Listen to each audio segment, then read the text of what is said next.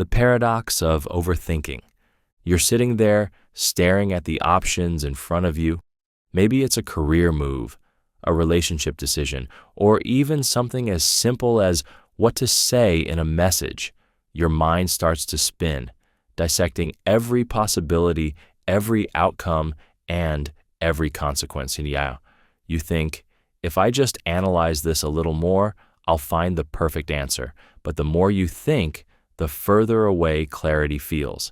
Instead of solving the problem, your thoughts start to loop, tangling themselves like a ball of yarn that tightens with every pull. This is the paradox of overthinking, the very act of thinking things through, which feels like the logical way to find a solution, can become the reason you're stuck. Overthinking masquerades as progress, but in reality, it's like running on a mental treadmill. You're exerting energy, but you're not getting anywhere. Let's break it down. When you overthink, your brain is trying to control every variable. You want certainty. You want to avoid mistakes, regrets, or unforeseen consequences. So you analyze, project, and anticipate. But life doesn't offer guarantees, and the more you chase them, the more frustrated you feel. Instead of clarity, your mind floods with what-ifs and worst-case scenarios. Suddenly, a simple decision feels monumental, and the stakes, imaginary as they may be, grow heavier. Here's the twist. Overthinking doesn't just delay decisions, it can make them harder to execute even after you've made them. Think about the last time you overanalyzed something, finally chose a path, and then immediately second-guessed yourself. You replayed the choice in your head, wondering if you made the wrong call, and instead of relief, you felt even more anxious. Overthinking creates a shadow of doubt that follows you long after the decision has been made. But why does this happen? The answer lies in how your brain processes uncertainty. Overthinking is your mind's way of trying to reduce the discomfort of not knowing. It tricks you into believing that if you just think harder, you'll uncover some hidden insight or avoid pain altogether. Yet, this relentless mental churning only magnifies the uncertainty. Each possibility you consider branches into more possibilities, creating an infinite maze of hypotheticals. And the deeper you go, the more you lose sight of the original question. There's also a psychological element at play, decision fatigue. The human brain has a limited capacity for making choices. The longer you deliberate, the more exhausted your mental resources become. By the time you're ready to act, you've drained yourself to the point where even small decisions feel overwhelming. And here's the kicker. Overthinking isn't just a drain on your mind, it's a thief of your peace. Overthinking also has a sneaky way of turning every decision into a referendum on your self-worth. If you get it wrong, does that mean you're incapable? Will others judge you? These fears, often subconscious, make every choice feel like a test you can't afford to fail. But here's the truth. No decision is perfect, and many aren't nearly as critical as they seem in the moment. The paradox of overthinking reveals a deeper truth about control, or rather, the illusion of it. We think that if we just analyze enough, we can control the outcome. But life isn't a spreadsheet where every variable can be calculated. Sometimes the most effective path is the simplest. Make a choice, take the first step, and adjust as you go. This doesn't mean you should abandon reflection or thoughtful planning. Those are valuable tools. The problem arises when thinking becomes an escape from action. Overthinking thrives on indecision. It loves when you stay stuck in your head, replaying the same thoughts like a broken record. The only way to break free is to do the very thing overthinking resists, act. Even a small step can cut through the fog. So, what's the lesson here? It's not that you should never think deeply about your choices. It's that clarity often comes from movement, not more analysis. Trust that you can navigate whatever happens next, even if it's not perfect. Decisions are rarely permanent, and most mistakes are more forgiving than we imagine. The paradox of overthinking isn't a problem to solve, it's a reminder to trust yourself. The more you chase certainty, the further it slips away. But when you let go of the need for perfection, you create space for clarity, action, and peace. Sometimes the best decision isn't the one you've dissected endlessly, it's the one you simply choose. The paradox of social media. You scroll through your feed, thumb flicking past perfectly framed photos of smiling faces, exotic vacations, and heartfelt captions. It feels like you're surrounded by people, plugged into their lives, sharing their moments. But when you put the phone down, something feels off. Despite the endless connections, the constant updates, and the ability to reach anyone with a few taps, there's a hollow ache. You're lonelier than ever. This is the paradox of social media. The very platforms designed to bring us closer together often leave us feeling isolated and disconnected. On the surface, it doesn't make sense. How can you feel lonely when you're more connected than any generation before you? The answer lies in the difference between connection and connection. Social media offers a version of connection that feels instant and easy, but it's shallow. Liking a post, commenting on a photo, or reacting to a story gives the illusion of interaction, but it lacks the depth of a genuine human connection, the kind where you hear someone's voice, see their body language, and feel their presence. Online, we're not sharing ourselves. We're curating a version of our lives for others to see. The more time you spend scrolling, the more you notice the gap between the lives you see on the screen and your own. Everyone else seems happier, more successful, and more fulfilled. This isn't reality. It's a highlight reel. But your brain doesn't distinguish between curated content and real life. Instead, it compares. And in that comparison, you always fall short. You might not even realize it, but a sense of inadequacy creeps in, fueling a subtle loneliness that social media can't fix.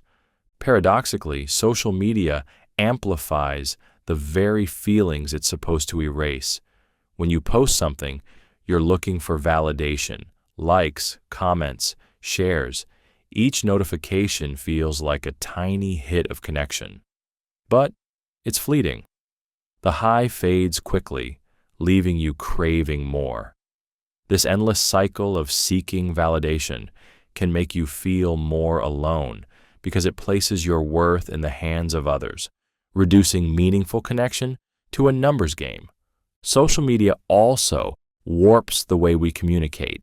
It's easy to send a message or share a meme, but hard to have a real conversation. Nuance gets lost in emojis, tone disappears in text, and meaningful moments are reduced to short clips. Over time, this shift changes how we relate to each other. We grow uncomfortable with silence, with vulnerability, with the slower rhythms of in-person connection. And then there's the time factor. The more you scroll, the less time you have for face-to-face interactions. Hours slip away in the endless feed, time you could have spent strengthening real relationships.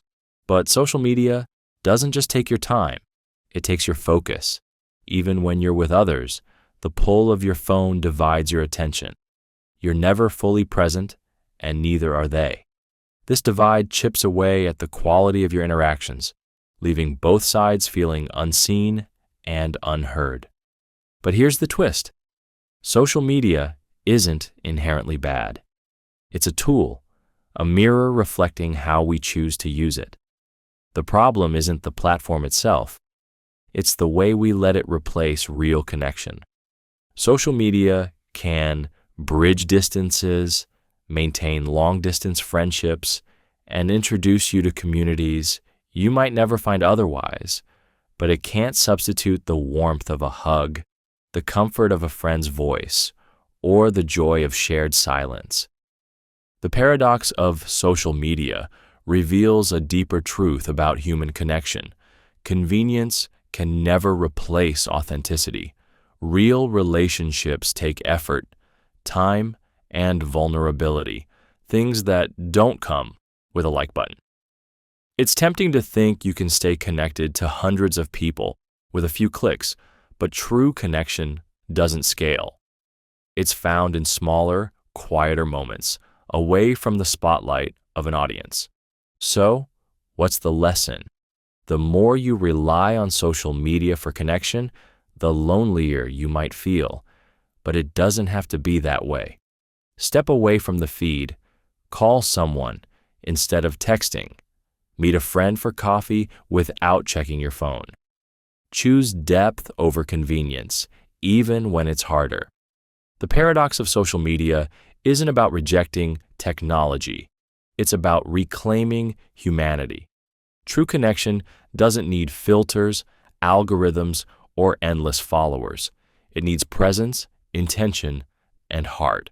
And the moment you stop chasing connection through a screen, you'll start to feel the real thing. The paradox of busyness. Your day is packed. Meetings, emails, calls, errands, and a to-do list so long it feels more like a novel. You're running from one task to the next, barely pausing to breathe, convinced that this relentless pace is the price of productivity. But as the hours blur into each other and exhaustion sets in, you realize something unsettling. For all your busyness, you've barely moved the needle on what truly matters. This is the paradox of busyness. The more you cram into your schedule, the less you actually achieve. Busyness feels productive. It tricks you into believing that movement equals progress. But in reality, busyness often replaces focus with frenzy, scattering your energy across too many tasks and leaving you with nothing substantial to show for it. Here's the thing about busyness. It's addictive. When your calendar is full and your phone doesn't stop buzzing, you feel important, even indispensable.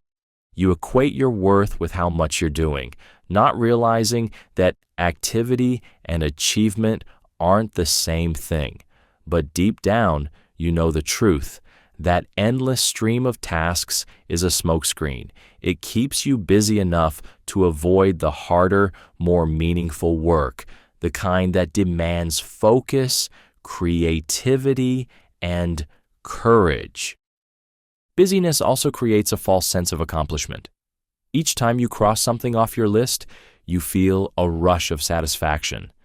But if you look closer, how many of those tasks were truly important? How many were just busy work? Emails that didn't need sending, meetings that could have been an email, errands that filled time but didn't move you closer to your goals? The paradox of busyness isn't just about doing too much. It's about doing the wrong things. The problem gets worse when you try to multitask, answering emails while listening to a podcast, drafting reports during meetings, or juggling 3 projects at once feels efficient. But it's a trap. Your brain isn't designed to focus on multiple tasks simultaneously. Each time you switch between them, you lose a little bit of attention, a fraction of momentum. Over the course of a day, these tiny losses add up, leaving you mentally drained and less effective. The paradox of busyness also thrives on distraction. The modern world bombards you with notifications, alerts, and demands for your attention. Every ding of your phone, every email marked urgent, pulls you away from the task at hand. And the more distracted you are, the harder it becomes to focus deeply on anything. Busyness isn't just about doing too much. It's about being too scattered to do anything well. But the real danger of busyness is how it blinds you to your priorities. When you're constantly rushing, you don't have time to step back and ask, is this really worth my time? You fall into the trap of reacting instead of choosing, letting other people's demands dictate your day. The urgent always crowds out the important, and before you know it, weeks or months have passed without progress on the things that truly matter. So, how do you escape this paradox? The answer isn't to stop being productive. It's to redefine what productivity means. It's about doing less, but better. Focus on the tasks that truly matter, the ones that align with your goals and values. Say no to distractions and busy work, even when it's uncomfortable. Learn to prioritize ruthlessly, putting your energy into the few things that will make the biggest difference. It's also about embracing stillness. Productivity doesn't come from constant motion. It comes from clarity. Take time to pause, reflect, and plan. A quiet moment to think can save you hours of wasted effort. And when you do work with intention. Single tasking, giving your full attention to one thing at a time, isn't just more effective, it's deeply satisfying.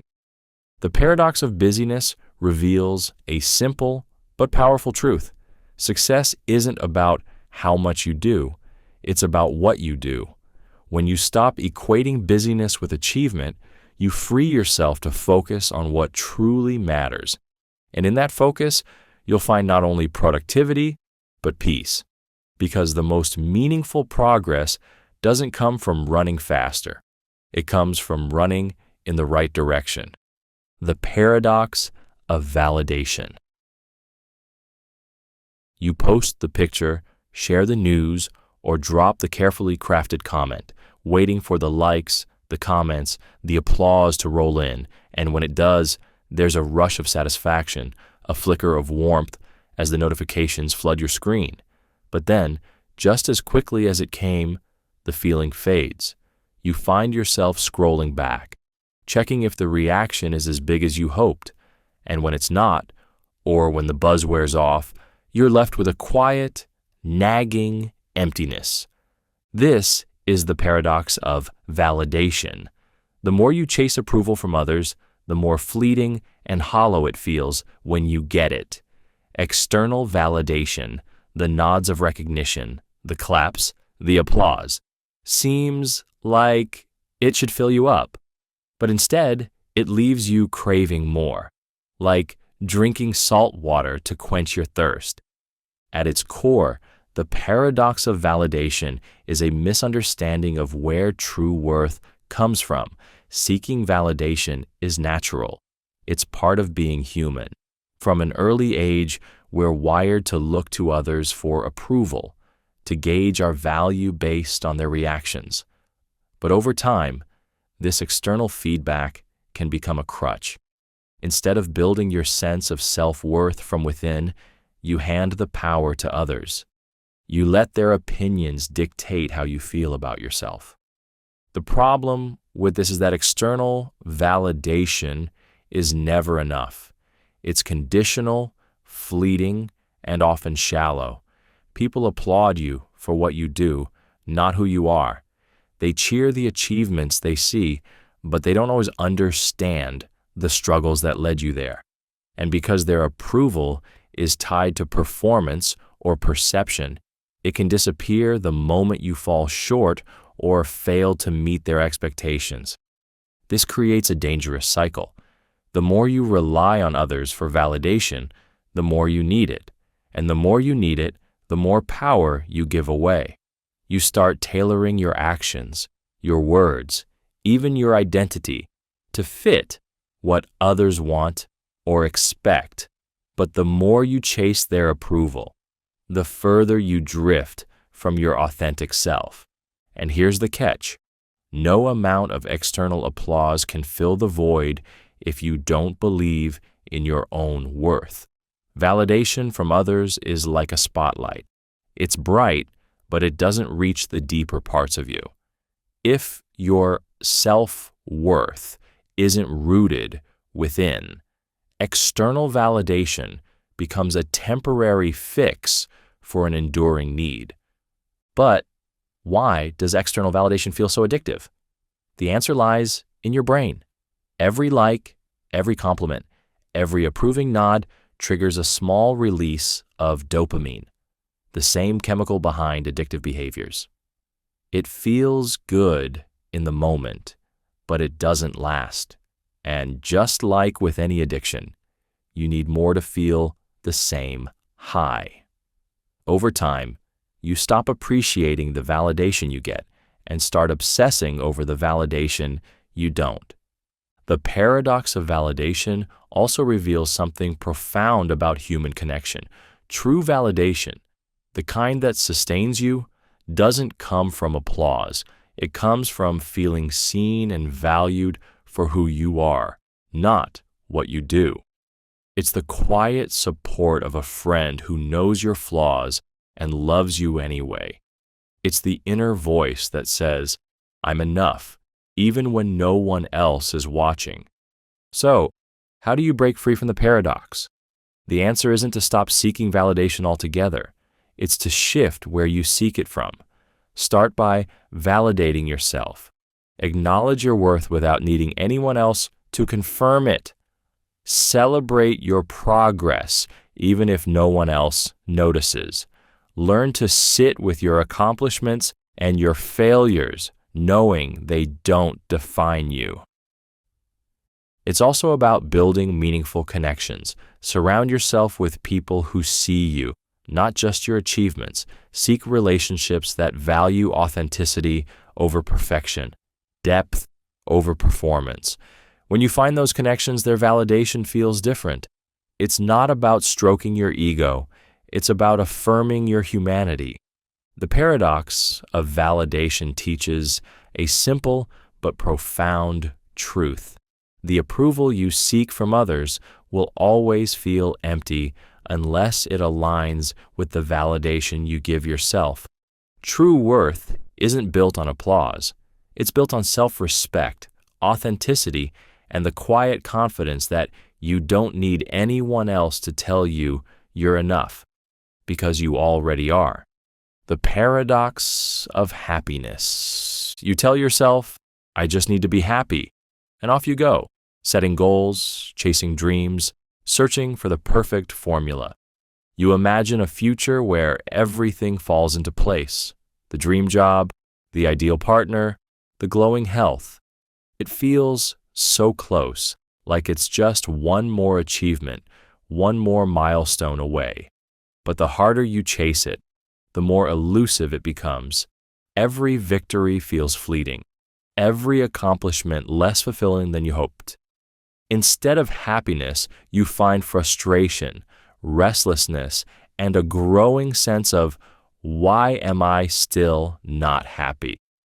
This is the paradox of happiness. The more you pursue it, the further it drifts out of reach. Happiness, it turns out, is not something you can corner or capture. It's not a destination at the end of a well-planned route. The act of chasing it often guarantees you'll never find it. The problem begins with the way we define happiness. We're taught to think of it as a goal, a state of perpetual contentment or joy that can be achieved through effort, planning, or acquisition. Society feeds us this idea constantly. Buy this, achieve that, and you'll finally be happy. But happiness isn't a trophy you win. It's a byproduct of how you live. The more you make it your mission, the more you reduce it to a checklist. And happiness isn't a box you can tick. Chasing happiness also traps you in a cycle of dissatisfaction.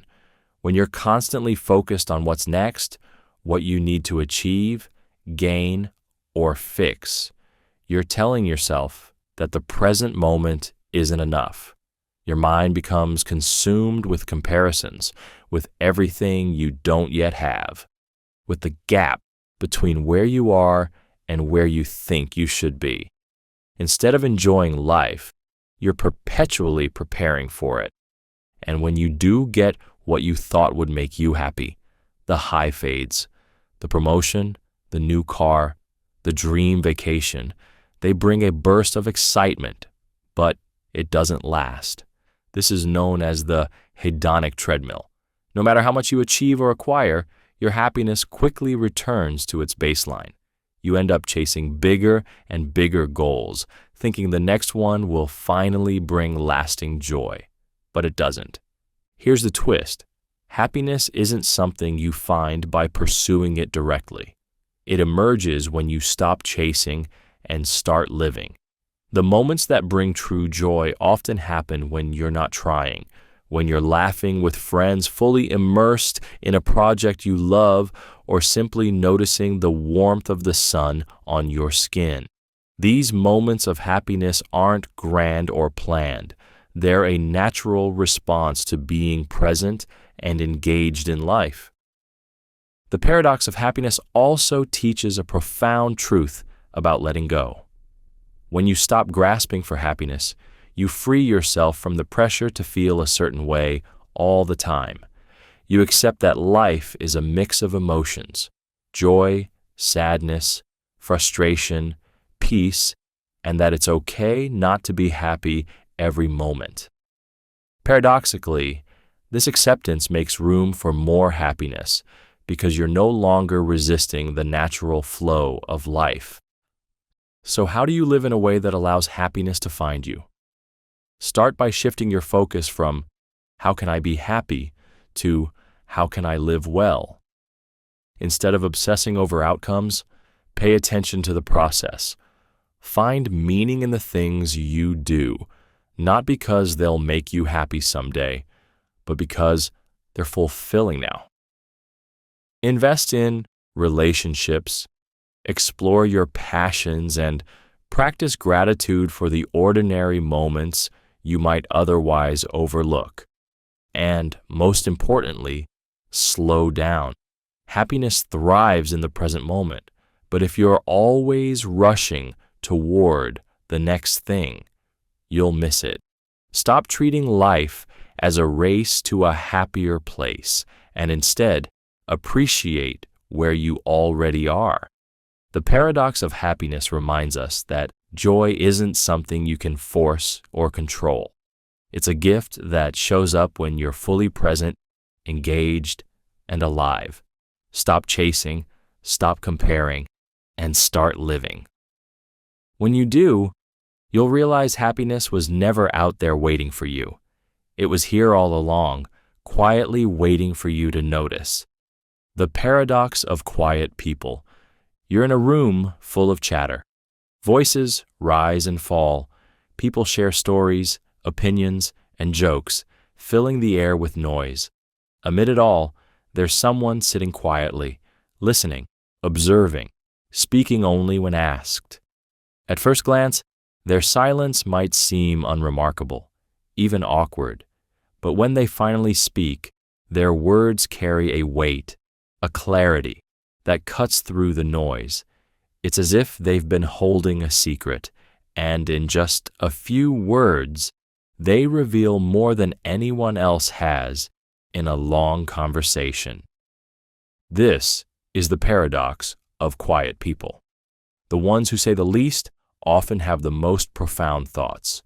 Their silence isn't a void, it's a well of depth, waiting for the right moment to emerge.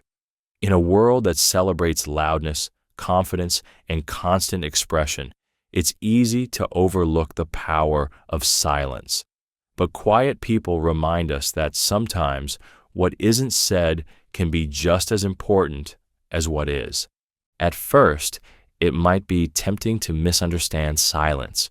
We're conditioned to equate talking with value. The more someone says, the more it feels like they know. But quiet people don't play by those rules. They don't fill the space just to prove they belong. Instead, they observe, reflect, and measure their words. Their thoughts are like deep waters, calm on the surface, but brimming with insight beneath. This paradox lies in the way quiet people think. While others are speaking, they're listening, really listening. They're processing not just the words, but the emotions, the subtext, the meaning behind them. They let their ideas simmer, giving them time to develop before they speak. When they do share, their words are often deliberate, thoughtful, and more impactful because of the silence that came before them. Quiet people also understand the value of restraint. In conversations, they're not trying to dominate or impress. They don't need to be the loudest or the most frequent contributor to make an impact. Instead, they focus on substance over volume. This makes their presence powerful in a way that's easy to miss but impossible to ignore once you notice it. But why do quiet people often have the most profound thoughts?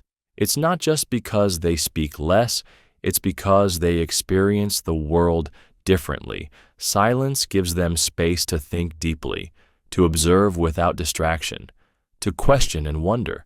They're not rushing to fill the gaps in a conversation or win an argument. They're comfortable sitting with uncertainty, letting their ideas evolve. The paradox of quiet people also reveals something about the nature of communication. Words are only one part of the story. Quiet people excel in the unspoken, the body language, the tone, the pauses. They notice what others miss, picking up on the subtleties that add depth to every interaction. It's not that they're detached, it's that they're tuned in to a frequency others often overlook.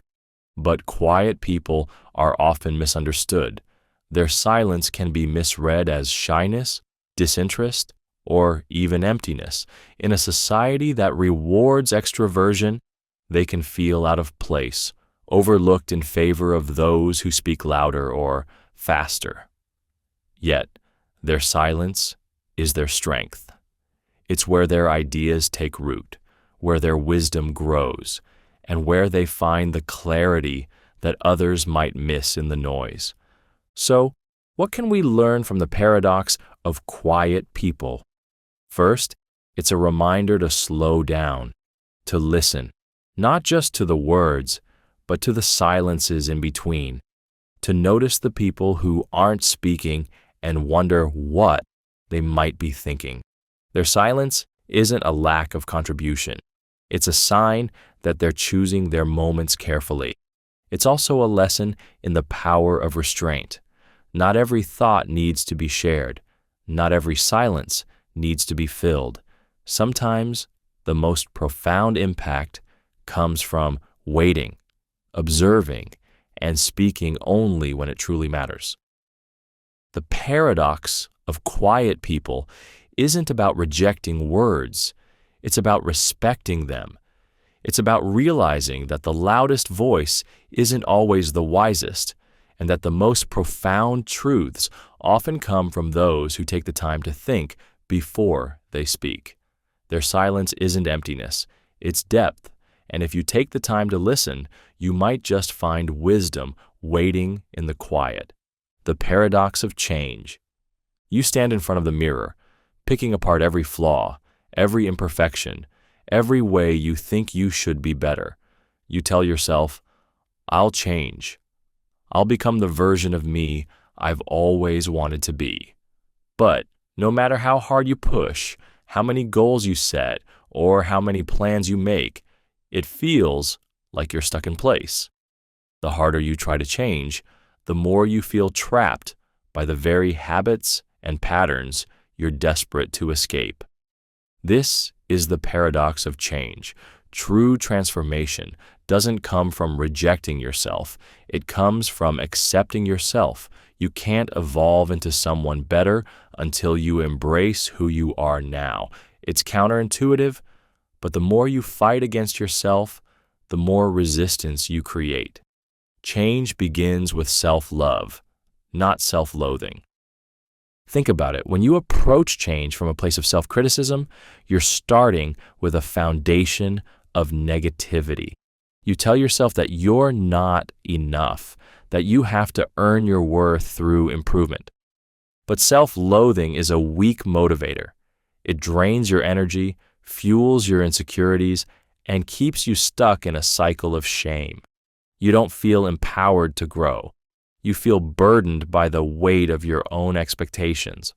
On the other hand, self-acceptance creates the conditions for real, lasting change. When you accept yourself as you are, flaws and all, you're not giving up on growth. You're giving yourself permission to grow from a place of compassion and understanding.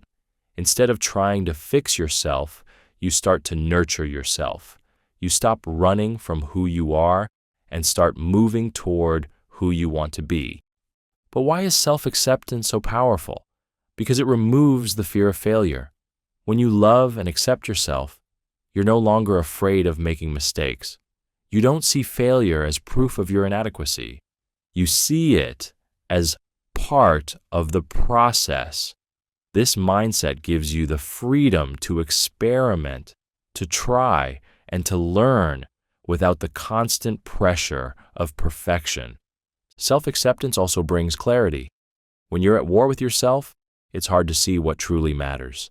Your goals might be driven by insecurity, comparison, or the need to prove something to others. But when you accept yourself, you can step back and ask, what do I really want? What kind of change feels meaningful to me? You start making choices based on your values, not your fears.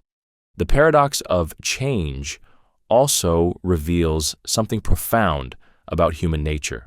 We are not static beings. Growth is part of who we are, but it's a process that thrives on kindness, not force. Think about a plant. You can't make it grow by pulling on its leaves or yelling at it to sprout faster. You help it grow by giving it water, sunlight, and care. The same is true for you. Self-love is the water and sunlight you need to thrive. This doesn't mean change is easy. Accepting yourself doesn't magically remove the challenges of growth, but it does shift the way you face them. Instead of seeing obstacles as evidence that you're not good enough, you see them as opportunities to learn and improve. You become patient with yourself, understanding that growth takes time and that setbacks are part of the journey. So how do you embrace the paradox of change? Start by letting go of the idea that you need to fix yourself. You are not broken, you are human. Focus on small, loving actions that align with your values. Celebrate your progress, no matter how small, and remind yourself that growth isn't about perfection. It's about direction. The paradox of change teaches us that transformation doesn't come from hating who you are. It comes from loving who you are enough to want the best for yourself. Change begins not with rejection, but with acceptance, not with force, but with grace. And when you embrace yourself fully, you'll find that growth is no longer something you chase. It's something that flows naturally from the love you've given yourself. The paradox of friendship. You laugh together, share secrets, and lean on each other when the world feels heavy. With them, life feels lighter, like you're exactly where you belong. Friendship seems easy, natural, until one day you realize you haven't spoken in weeks, maybe even months.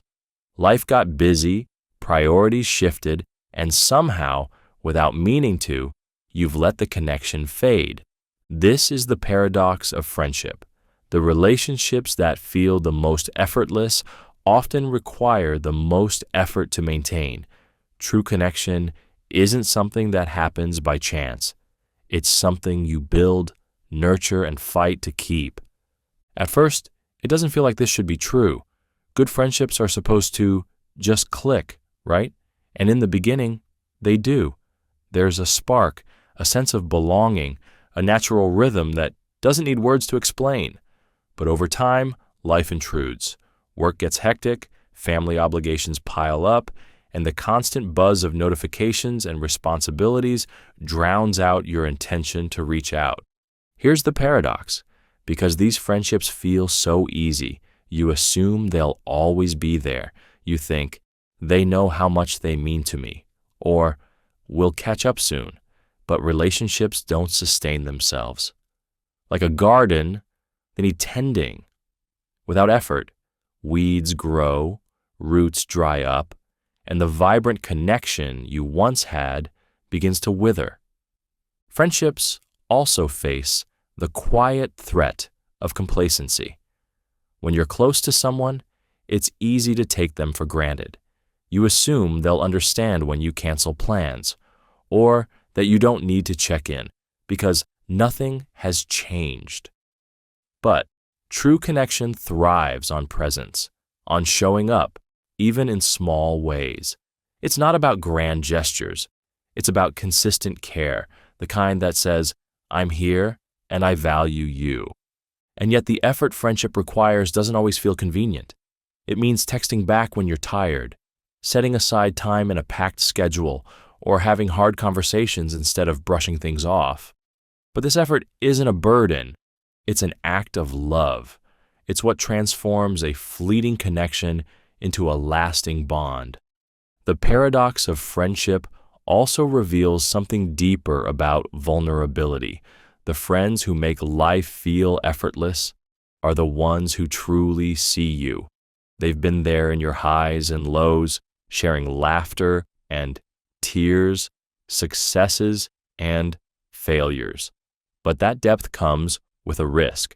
The closer you are, the more you have to lose.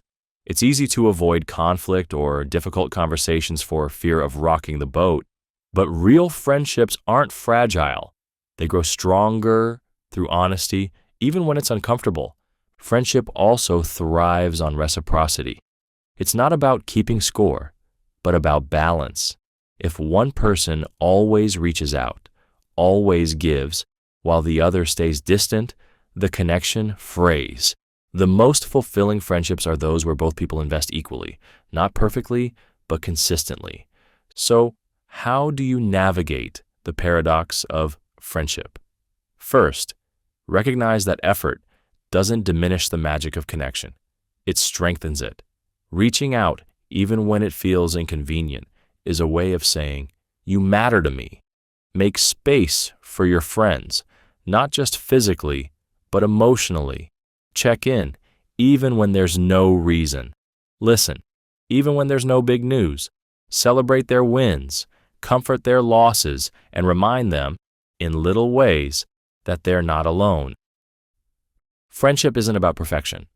You'll forget birthdays, miss calls, or let too much time pass between visits. What matters is how you respond. Do you make the effort to repair the distance, or do you let it grow? The best friendships aren't flawless. They're resilient. They survive the missed moments because both people care enough to rebuild. The paradox of friendship teaches us that what feels effortless often requires the most intention, but that effort is worth it. It's the small actions, the consistent care, and the shared vulnerability that turn friends into family. And when you look back, you'll realize the effort wasn't a chore. It was a gift, one that made life richer, fuller, and infinitely more meaningful. True connection isn't automatic, but it's always worth the work. The paradox of love. You meet someone who lights up your world, who makes your heart race and your worries fade. You pour yourself into them, giving everything you have, hoping that in their arms you'll finally feel complete. But as time passes, cracks begin to show. Doubts creep in, insecurities bubble up. And you wonder, am I enough? You start to realize that no matter how much love you give, it's never quite enough to fill the void inside you. This is the paradox of love. You can't truly love someone else until you've learned to love yourself.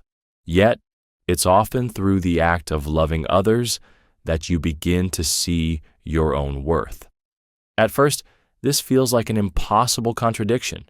Isn't love about selflessness, about putting someone else's happiness above your own? It can be, but without self-love as your foundation, that selflessness can quickly turn into self-sacrifice. You start to measure your value through their eyes, basing your happiness on their approval. And when they can't meet your unspoken needs, resentment takes root. The truth is, love isn't about losing yourself in someone else. It's about sharing yourself with them. But how can you share what you don't yet possess if you haven't learned to accept your flaws, embrace your strengths, and find peace within yourself? You'll look to your partner to fill those gaps. That's a weight no one can carry, and it often leads to disappointment and heartbreak. Yet, here's the twist. Love is also one of the most powerful mirrors. When you open your heart to someone else, you start to see yourself reflected in their eyes, the good, the bad, and the parts you've been hiding from. Love challenges you to confront your insecurities, to grow beyond your fears, and to discover the strength you didn't know you had. It's through loving others that you begin to understand the importance of loving yourself. This paradox reveals a deeper truth about vulnerability. True love isn't about perfection, it's about acceptance. It's about standing before someone, flaws and all, and saying, "This is who I am." But before you can do that with someone else, you need to practice it with yourself. Self-love isn't arrogance or selfishness. It's the quiet confidence that you are worthy of love just as you are. The paradox of love also teaches us about balance. When you love yourself, you're not looking for someone to complete you. You're looking for someone to complement you. You don't cling to them out of fear of being alone. You choose them because they add something beautiful to your life. And because you're secure in yourself, you're able to give freely without expecting anything in return. But self-love doesn't mean you stop needing others. Humans are wired for connection, for intimacy, for the give and take of relationships. The paradox of love reminds us that self-love and love for others aren't opposing forces. They're deeply intertwined. Loving others can teach you patience, forgiveness, and empathy, all of which deepen your relationship with yourself. So how do you navigate this paradox? Start by looking inward. Ask yourself, what do I need to feel whole? What wounds am I asking someone else to heal for me? Take time to nurture your own well-being, physically, emotionally, and spiritually. Practice self-compassion, especially in moments when you feel unworthy or unlovable. Remember, you don't need to be perfect to be loved. You just need to be human. At the same time, don't shy away from love. Let it challenge you, stretch you, and teach you. Let it be the mirror that shows you both your beauty and your blind spots. Love isn't about fixing yourself first and then entering a relationship. It's about growing alongside someone else, learning from each other as you go. The paradox of love reveals a beautiful truth. Self-love and love for others are not separate journeys. They're one and the same. When you learn to love yourself, you bring your whole, authentic self to a relationship. And when you love someone else deeply, they remind you of your own worth in ways you might never see on your own. Love, in all its complexity, is the bridge between the person you are and the person you're becoming. It's not about completing you. It's about setting you free. The paradox of time. You're sitting in a waiting room, watching the second hand of the clock inch forward. Each tick feels like an eternity, stretching the minutes into hours.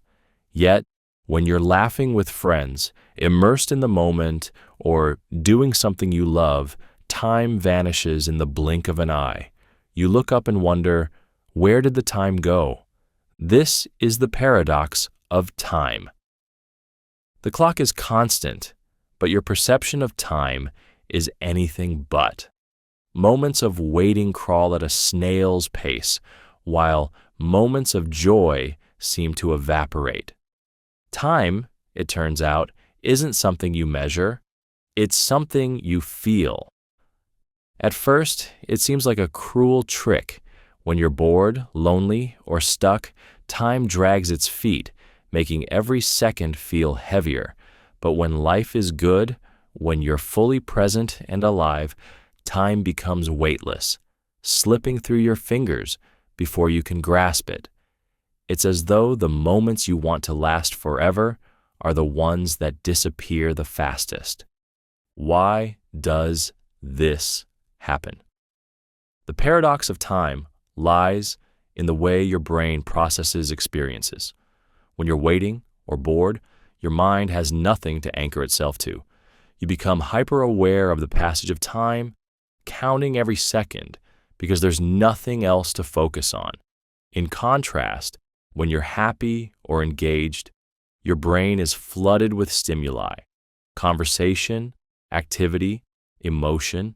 You're so absorbed in the moment that time fades into the background, only reappearing when it's already passed. This paradox also reveals something profound about memory.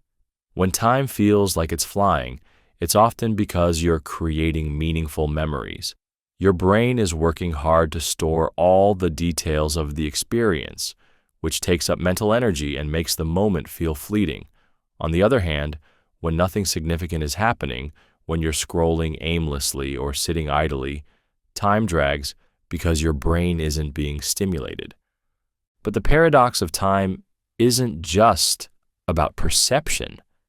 It's also about how you use it. The more you try to hold on to a moment, the faster it seems to slip away. Think about the last time you were on vacation or spending time with someone you love. You probably found yourself thinking, I don't want this to end. But that very thought pulls you out of the moment, making it feel like it's ending even sooner. Time is slippery like that. The harder you cling to it, the more it escapes your grasp. Yet, when you let go, when you stop trying to control it and simply exist within it, time feels fuller, richer. The paradox of time teaches us that presence, not control, is the key to experiencing time more deeply. This paradox also challenges how we think about productivity. In a culture that values efficiency, we're constantly trying to save time or make the most of it. But time isn't a resource you can hoard or manipulate. The more you focus on squeezing value out of every second, the more anxious and rushed you feel. And ironically, the less you enjoy the time you have. So how do you make peace with the paradox of time? Start by shifting your focus from quantity to quality. Instead of asking, how much time do I have? Ask, how am I spending the time I have? Time feels slower and more meaningful when you're fully engaged, whether that's in a deep conversation, a creative project, or a quiet moment of reflection. It's also about embracing the fleeting nature of time. Instead of wishing joyful moments would last longer, savor them while they're here. Let them fill you up, knowing they'll stay with you as memories even after they've passed. And when time feels slow, when you're waiting or bored, see it as an opportunity to pause, to breathe, to notice the small details you might otherwise overlook.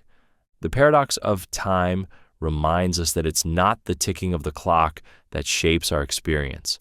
It's the way we live within those ticks. Time isn't something to conquer or control. It's a gift to be felt and cherished. Whether it moves slowly or flies by, The moments that matter most are the ones where you're truly present.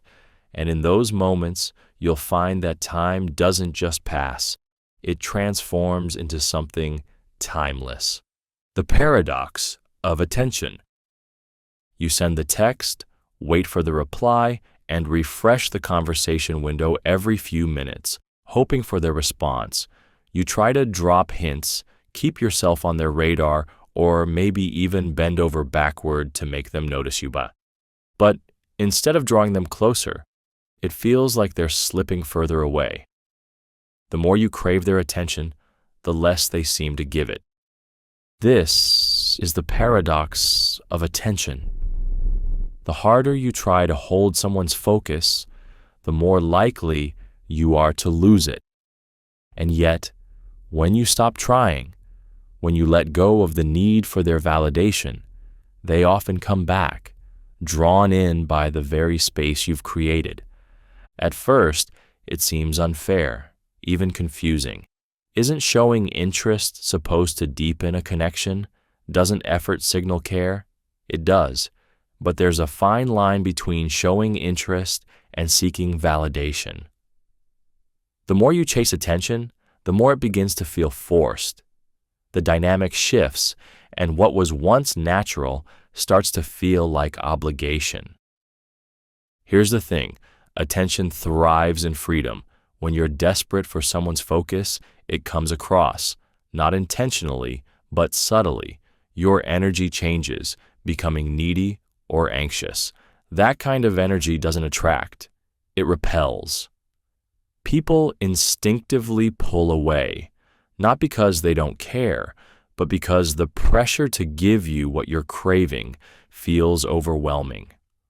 On the other hand, when you let go, something powerful happens. You stop trying to control the narrative or dictate their response. You return to yourself, focusing on your own life, passions, and growth. In doing so, you become magnetic, not because you're demanding attention, but because you're no longer dependent on it. This creates a space for others to lean in, drawn by your sense of confidence and independence. The paradox of attention also reveals something deeper about human nature. We're drawn to what feels genuine. When you're chasing someone's focus, you might unconsciously start performing, altering your behavior, suppressing parts of yourself, or amplifying others to fit what you think they want. But this kind of attention, if you get it, isn't based on who you really are. It's built on a version of you that's not sustainable. Letting go, however, brings authenticity back into the equation. When you're no longer grasping for attention, you're free to be yourself, unfiltered, unpolished, and real. And the attention you receive in return, it's not just more meaningful, it's rooted in genuine connection. This paradox also teaches us about the balance of power in relationships. When you're constantly seeking someone's attention, you give them the upper hand. You place your worth in their hands, waiting for their validation to make you feel seen. But when you let go, you take back that power. You remind yourself that your value isn't determined by someone else's focus, and in doing so, you shift the dynamic. Letting go doesn't mean you stop caring. It doesn't mean you withdraw or play games. It means releasing the need to control how someone else feels about you. It's about trusting that the people who matter will choose to be in your life, not because you demand it, but because they want to. So, how do you embrace the paradox of attention? Start by turning your focus inward. What are you chasing in their attention that you're not giving to yourself? Validation? Reassurance? Love? Begin to cultivate those things within yourself. Build a life that feels full and meaningful, regardless of who's watching. At the same time, practice patience. Relationships, whether romantic, platonic, or professional, are like tides. They ebb and flow. When you stop clinging, you allow the natural rhythm to return. And in that rhythm, you'll often find that the connection strengthens, not because you forced it, but because you allowed it to breathe. The paradox of attention reminds us that connection can't be chased or cornered. It grows best in freedom, nurtured by authenticity and mutual respect. When you let go of the need to be noticed, you free yourself to live fully. And in that fullness, you'll find that the attention you once craved starts to find its way back to you, not because you demanded it, but because you earned it simply by being yourself. The paradox of rest. You lie in bed, staring at the ceiling, your mind racing. You tell yourself, I need to sleep. I have to rest. But the harder you try, the more awake you feel. You close your eyes, force yourself to relax, count sheep, adjust the blankets, and check the clock. Each passing minute adding to your frustration. Instead of drifting off, you feel restless, tangled in a loop of trying and failing. This is the paradox of rest. The more you chase it, the further it drifts out of reach. True rest doesn't come from effort, it comes from release. It's not something you can force, it's something that happens when you stop trying. At first, this seems maddening. After all, isn't rest supposed to be simple? Lie down, close your eyes, and drift away. But the moment you focus on the act of resting, you bring tension into what should be effortless. Your mind becomes fixated on the goal of sleep, turning it into a problem to solve. And the more you think about it, the more your body resists. This paradox lies in the nature of control. Rest is an act of surrender, but when you try to control it, when you need it to happen, you create a state of hyper-awareness. Your mind stays alert, scanning for signs of progress, while your body tenses under the weight of expectation. Instead of relaxing, you're caught in a cycle of striving, which is the very opposite of rest. The paradox of rest also reveals how your mind and body respond to pressure. When you tell yourself you must rest, you activate a stress response. Thoughts like, what if I don't sleep? Or I'll be exhausted tomorrow flood your system with adrenaline, making it even harder to unwind. The more you cling to the idea of rest, the more it slips through your fingers. But here's the twist. Rest isn't just about sleep. It's about letting go of tension, of effort, of the need to perform. True rest happens when you release the pressure to achieve it. Think about moments when you felt the most relaxed. They likely weren't the times you were trying to rest. They were the times you let yourself simply be, lying in the sun, listening to music, or losing yourself in a book. This paradox also speaks to a deeper truth about balance. Rest isn't just the absence of activity, it's the space where renewal happens. But for that renewal to take place, you have to trust your body's natural rhythms. You have to let go of the idea that rest is something you earn or force, and instead allow it to arise naturally. So how do you navigate the paradox of rest? Start by releasing the pressure to rest perfectly. If you can't sleep, don't force it. Instead, focus on creating conditions that invite rest. Dim the lights, breathe deeply, or listen to something soothing. Shift your attention from the outcome, falling asleep, to the process of unwinding. It's also helpful to embrace rest in smaller, everyday moments. Don't wait for the perfect night of sleep to feel rested. Pause during your day to close your eyes, take a deep breath, or simply sit in silence. Rest isn't confined to your pillow. It's in the little moments where you allow yourself to slow down. The paradox of rest teaches a profound lesson. The best things in life, sleep, peace, relaxation come not from striving but from surrender. When you stop chasing rest and allow yourself to let go, your body and mind will do what they were designed to do. True rest isn't about control. It's about trust. Trust that your body knows how to recover. Trust that you don't need to force it. And when you let go of the need to rest, you'll find that rest comes to you, gentle, natural, and exactly when you need it. The paradox of perfectionism. You sit down to begin, the blank page or untouched project staring back at you. You tell yourself, this has to be perfect. No mistakes, no flaws, just my absolute best. But instead of diving in, you hesitate. The weight of your own expectations paralyzes you. You second-guess every idea before it even forms, and soon you find yourself stuck, unable to start at all. This is the paradox of perfectionism. The more you strive for perfection, the more likely you are to procrastinate. The fear of falling short, of producing something that isn't flawless, keeps you frozen in place. At first, perfectionism might feel like a strength. After all, what's wrong with wanting to do your best? But perfectionism doesn't push you forward. It holds you back. It transforms effort into pressure and excellence into an impossible standard. The need to get everything right on the first try turns the simplest tasks into mountains, and the thought of starting becomes overwhelming. The root of this paradox lies in fear.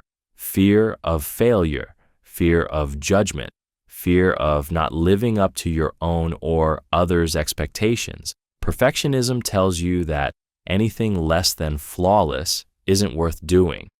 So you delay, waiting for the perfect plan, the perfect idea, or the perfect moment. But perfection never arrives. And as the pressure builds, so does the temptation to avoid the task altogether. Ironically, perfectionism often leads to the very thing it seeks to avoid, mediocrity. By procrastinating, you leave yourself less time to do your best work. You rush through the final hours, cutting corners or settling for less because you've run out of time. The pursuit of perfection ends up sabotaging the quality you were so desperate to achieve. But here's the twist. Perfection isn't the point. Growth, progress, and effort are where the real magic happens. The paradox of perfectionism reveals a deeper truth about creativity and success. They thrive on imperfection. Mistakes are not proof of failure. They're evidence that you're trying, learning, and moving forward. Think of the last time you put something off because you wanted it to be perfect. Was the delay worth it? Or did it only add stress, make the task feel bigger, and deepen your self-doubt?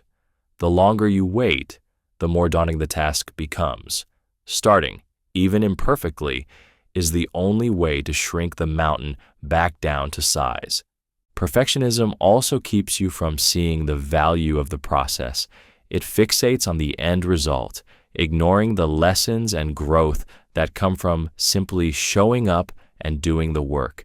Every expert, artist, or creator you admire started with imperfect drafts, messy attempts, and failures. Their success wasn't born from flawless beginnings. It was built on persistence.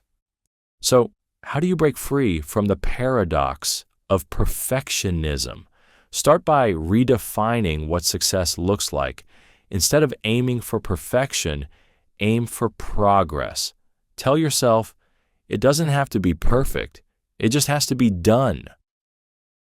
Focus on starting, not finishing. Give yourself permission to create something messy, knowing that you can refine and improve later. Practice self-compassion. Perfectionism thrives on harsh self-criticism, but growth flourishes in kindness. Remind yourself that mistakes don't define you. They're stepping stones, not stumbling blocks. Celebrate small wins, even if they're imperfect, because every step forward matters. Embrace the courage to begin. Perfectionism whispers that you're not ready, but readiness is a myth. The act of starting creates momentum, and momentum builds confidence. With each step, the fear of imperfection fades, replaced by the satisfaction of simply moving forward. The paradox of perfectionism teaches a vital lesson. The pursuit of perfection is often the enemy of progress. When you let go of the need to be flawless, you free yourself to create, to learn, and to grow. Starting even imperfectly is the bravest thing you can do. And in the end, the work that truly matters isn't the work you dream about. It's the work you do. The paradox of clarity. You're stuck in the middle of a decision, your thoughts swirling like a storm.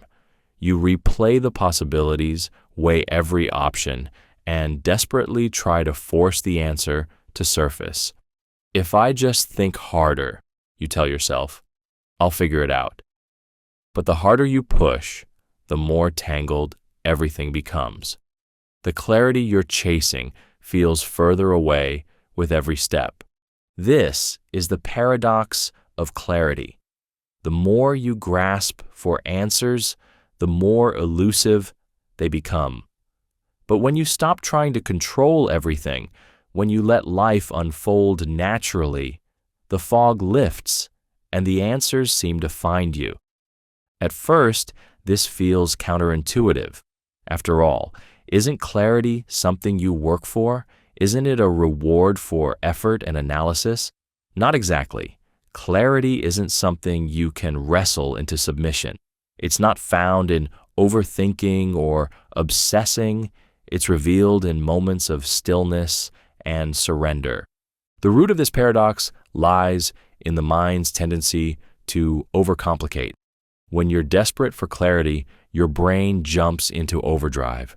You analyze every angle, question every possibility, and spin scenarios in your head. But instead of solving the problem, you end up creating mental noise. Your thoughts overlap, contradict, and multiply until what once felt manageable becomes overwhelming. Clarity, however, thrives in simplicity. It's not the result of thinking harder, it's the result of thinking less. Imagine a glass of muddy water. The more you stir it, the cloudier it becomes. But when you stop stirring, the sediment settles and the water clears. Your mind works the same way. When you give it space, when you stop forcing answers, clarity emerges naturally. The paradox of clarity also speaks to the power of time. Some answers can't be rushed. They need to ripen, to unfold in their own time. When you demand clarity now, you're often trying to skip the process, to force understanding before it's ready. But life doesn't work on your timeline. Sometimes the wisest thing you can do is step back, trust the process, and let time do its work. This paradox also reveals something deeper about control. When you're desperate for clarity, it's often because you're uncomfortable with uncertainty. You want the answer because it feels like control, like safety. But clarity isn't about control. It's about trust. It's about believing that even if you don't have all the answers right now, you'll find them when the time is right. Ironically, letting go of the need for clarity is often what brings it. When you stop overthinking, you create space for insight to appear. It might come in a quiet moment, during a walk, or even when you least expect it. Clarity has a way of sneaking up on you when you're not chasing it. So, how do you navigate the paradox of clarity?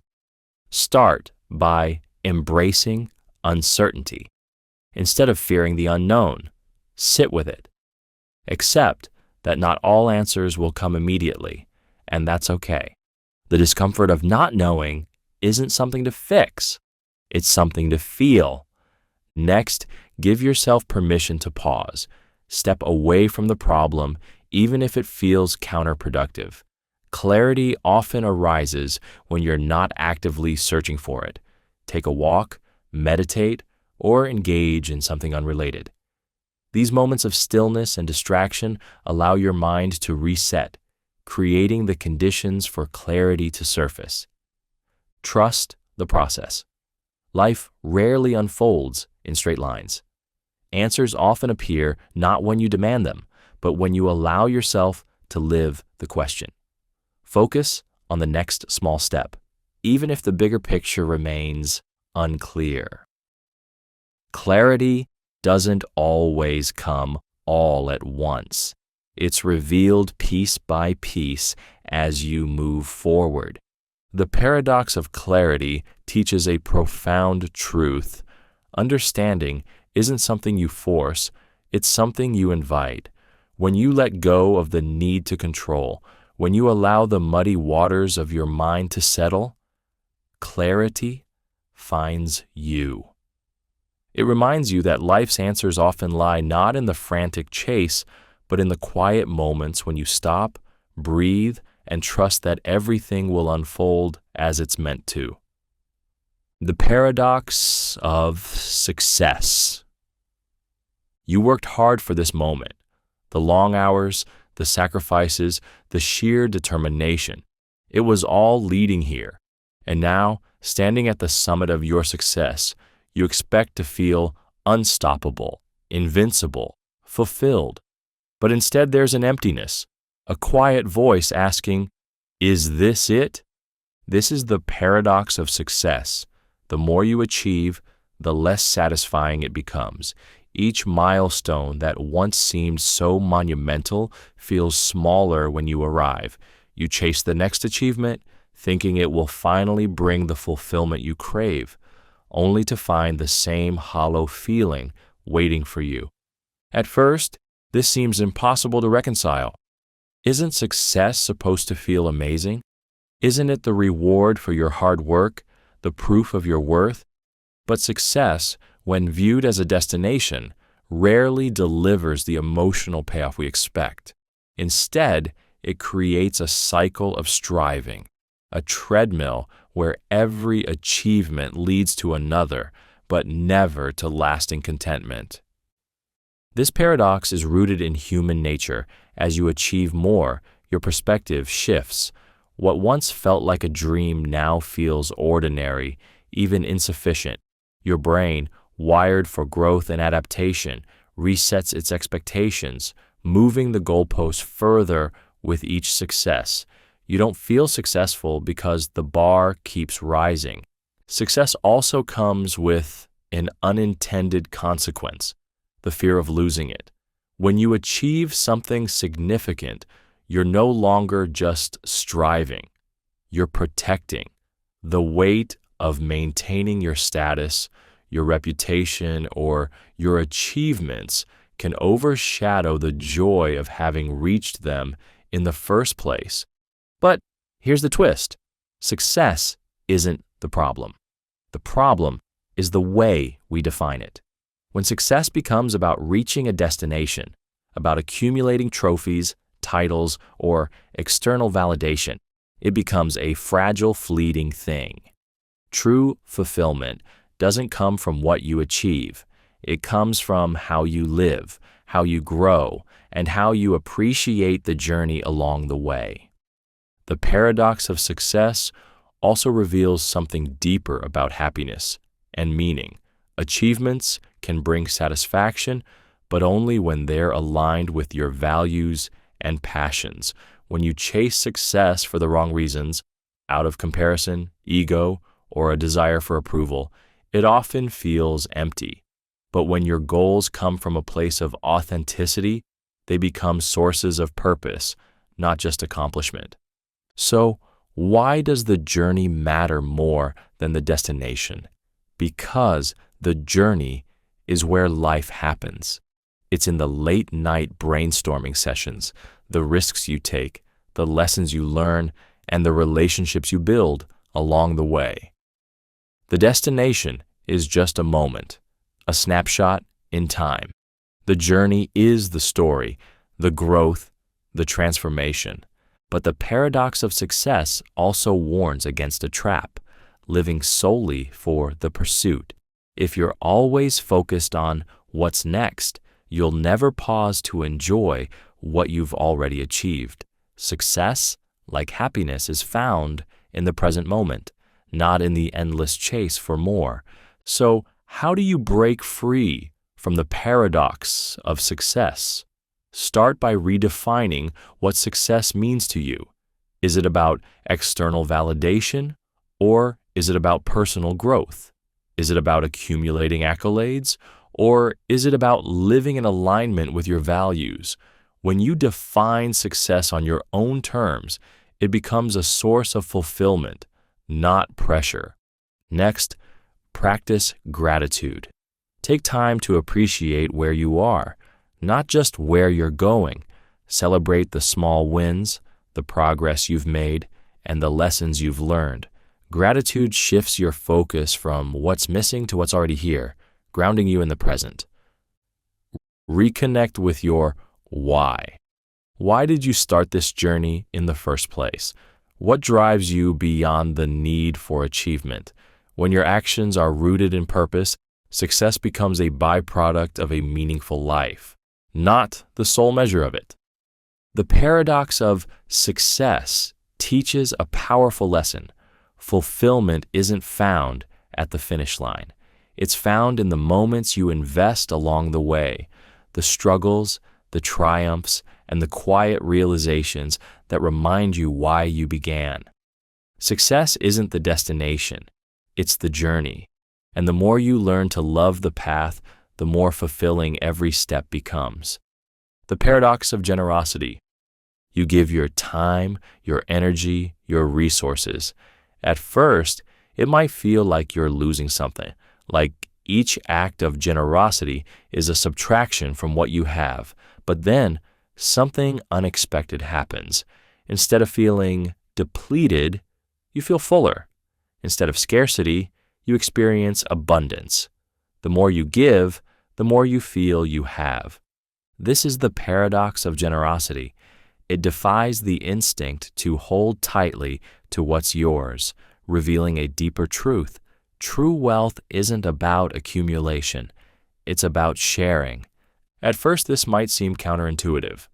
We're taught that giving means losing, that generosity comes at a cost. If you give away your time, you'll have less for yourself. If you give away your money, your wealth will shrink.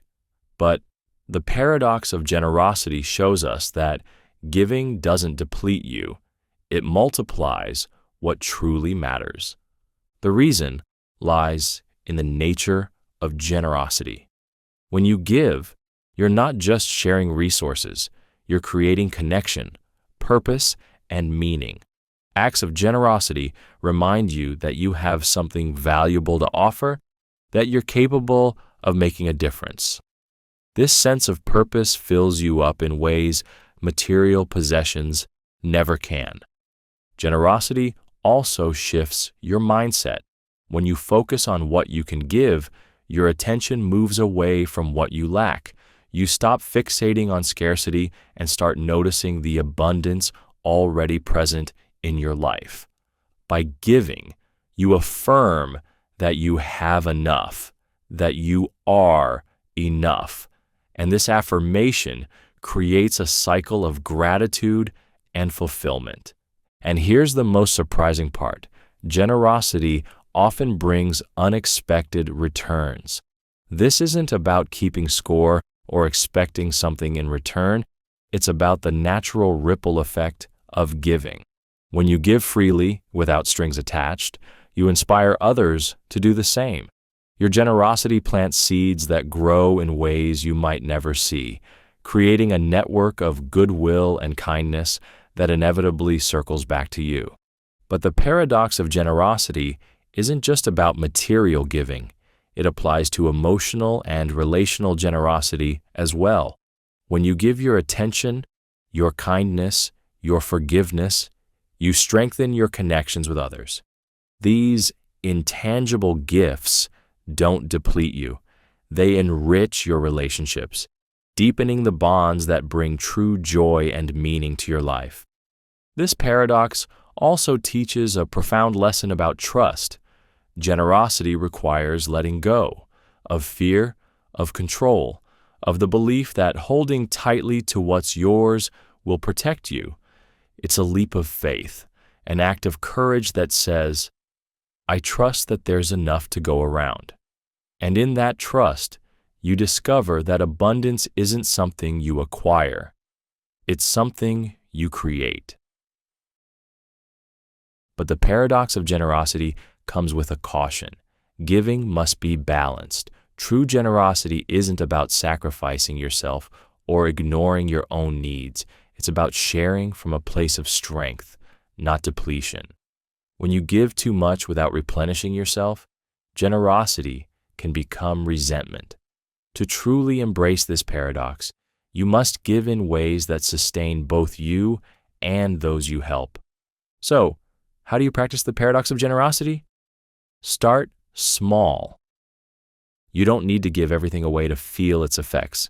Share a kind word, offer a helping hand, or donate a small amount to a cause you care about. Notice how these small acts make you feel. Not just the impact they have on others, but the sense of abundance they create within you. Next, shift your focus from scarcity to gratitude. Instead of thinking about what you don't have, take stock of what you do. Generosity isn't about how much you give, it's about the spirit in which you give. When you give from a place of gratitude, every act feels like a celebration of the abundance already in your life. The paradox of generosity reveals a simple yet transformative truth. The act of giving expands you. It connects you to others, reminds you of your own abundance, and creates a ripple effect of kindness that enriches the world. In giving, you don't lose, you grow. And the more you give, the more you realize that true wealth isn't about how much you keep, it's about how much you share. The paradox of freedom. You dream of freedom. No rules, no restrictions, no one telling you what to do. The idea feels exhilarating, like stepping into an open field with endless possibilities. But then, without any boundaries to guide you, the vastness starts to feel overwhelming. What once seemed liberating becomes chaotic, even paralyzing. Instead of finding fulfillment, you feel lost. This is the paradox of freedom. True freedom isn't the absence of limits. It's the presence of structure. It's not about doing whatever you want whenever you want. It's about choosing the boundaries that allow you to thrive. At first, this seems contradictory. Isn't freedom about breaking free from rules and constraints? Isn't it the ability to do anything, anytime? It sounds ideal in theory, but in practice, freedom without discipline leads to chaos. Without boundaries, you lose direction. Without structure, your choices lose meaning. Think about a blank canvas. At first, it feels like the ultimate freedom. You can create anything. But without a plan, without limits, the sheer openness can leave you staring at the canvas, unsure where to begin. It's the same with life. Too many choices can paralyze you, and too much freedom can strip away the focus and purpose that make your actions meaningful. This paradox also reveals something deeper about human nature. We crave direction. True freedom isn't about removing all constraints. It's about choosing the constraints that align with your values and goals. Self-discipline, far from being the enemy of freedom, is what makes it possible. When you set boundaries for yourself, you create the conditions for growth, achievement, and fulfillment. Consider a musician practicing scales, a writer sticking to a daily word count, or an athlete following a training regimen. To an outsider, these routines might look restrictive, even limiting.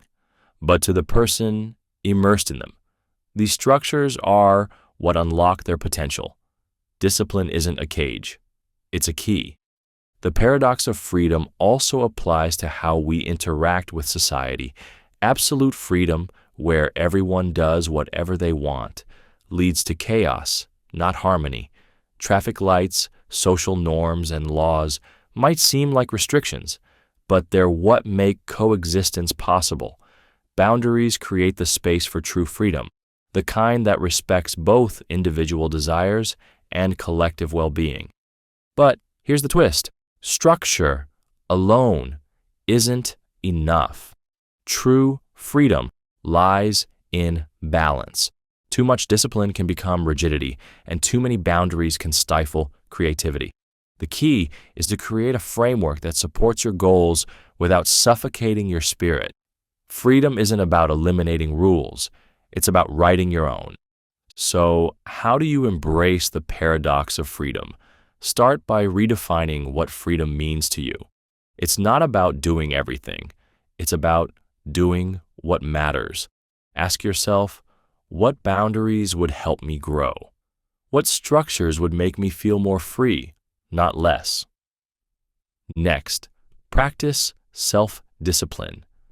This doesn't mean imposing harsh restrictions on yourself. It means creating habits that align with your values. Discipline isn't about punishment. It's about empowerment. When you commit to meaningful routines, you free yourself from the chaos of indecision and the pull of distractions. Remember that freedom isn't static. It evolves. The boundaries that serve you today might not serve you tomorrow. And that's okay. True freedom requires flexibility, the willingness to adapt your structure as your needs and goals change. The paradox of freedom teaches a powerful lesson. Boundaries aren't the opposite of freedom, they're its foundation. When you embrace structure, you create the space for true choice. You move from being a prisoner of endless options to an architect of your own life. Freedom isn't found in the absence of limits. It's found in the clarity and purpose that structure provides. And when you strike that balance, you realize that true freedom isn't about escaping responsibility. It's about embracing it, shaping it, and using it to build a life that's both grounded and boundless. The paradox of knowledge. You dive into a subject, devouring books, exploring ideas, and expanding your understanding. At first, it feels empowering, like you're finally grasping the complexity of the world, but then something strange happens. The deeper you go, the more questions arise. Every answer reveals new layers of uncertainty, and the horizon of what you don't know keeps growing. This is the paradox of knowledge. The smarter you become, the more aware you are of your ignorance. True wisdom isn't found in how much you know. It's in recognizing how much there is yet to learn. At first, this realization can feel unsettling. Isn't knowledge supposed to bring clarity and certainty? Isn't the goal to master a subject, to uncover the truths that will set you apart? But the paradox of knowledge teaches us that the more you learn, the more you understand just how vast and intricate the unknown truly is. Think of it like climbing a mountain. When you're at the base, the peak seems like the ultimate destination. But as you ascend, you realize the peak isn't the end. It's just the beginning of a larger view. From the top, you see countless other mountains stretching into the distance, each representing areas you've yet to explore.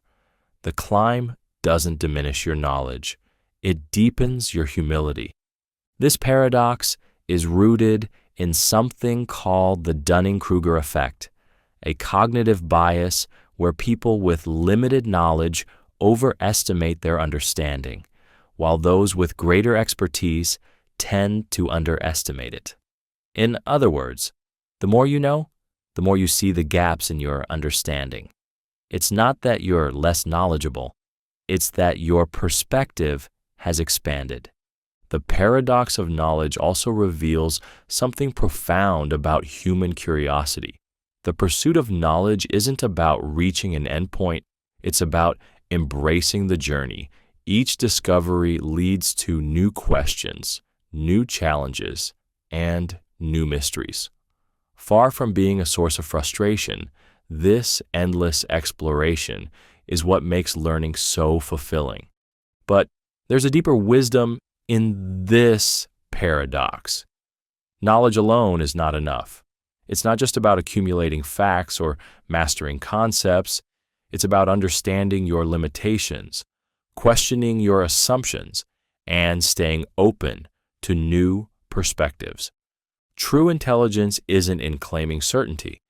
It's in embracing complexity and admitting when you don't have all the answers. This humility, born of the paradox of knowledge, is what separates wisdom from arrogance.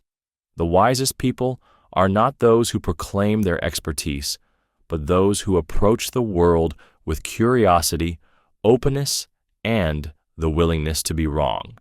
They understand that knowledge isn't static. It's constantly evolving, shaped by new discoveries and shifting contexts. So how do you navigate the paradox of knowledge? Start by embracing a beginner's mindset. No matter how much you know, approach each topic, each person, and each experience with curiosity.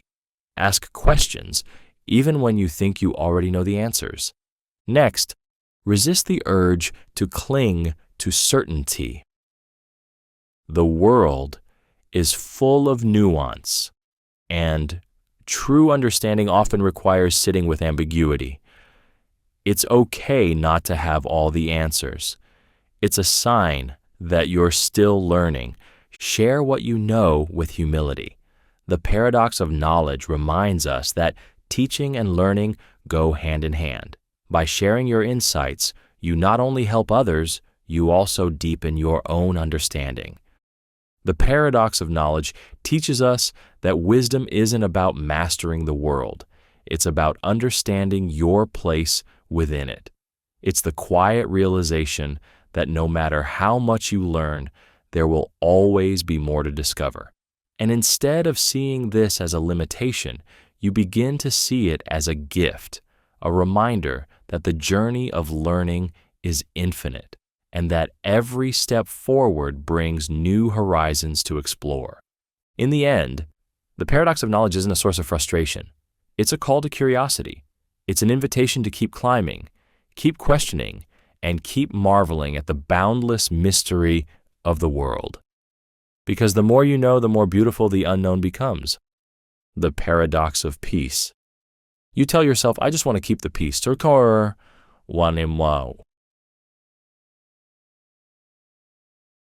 So you hold your tongue. You brush aside the comments that sting, suppress your frustrations, and convince yourself it's better not to rock the boat. But over time, the things you don't say begin to pile up.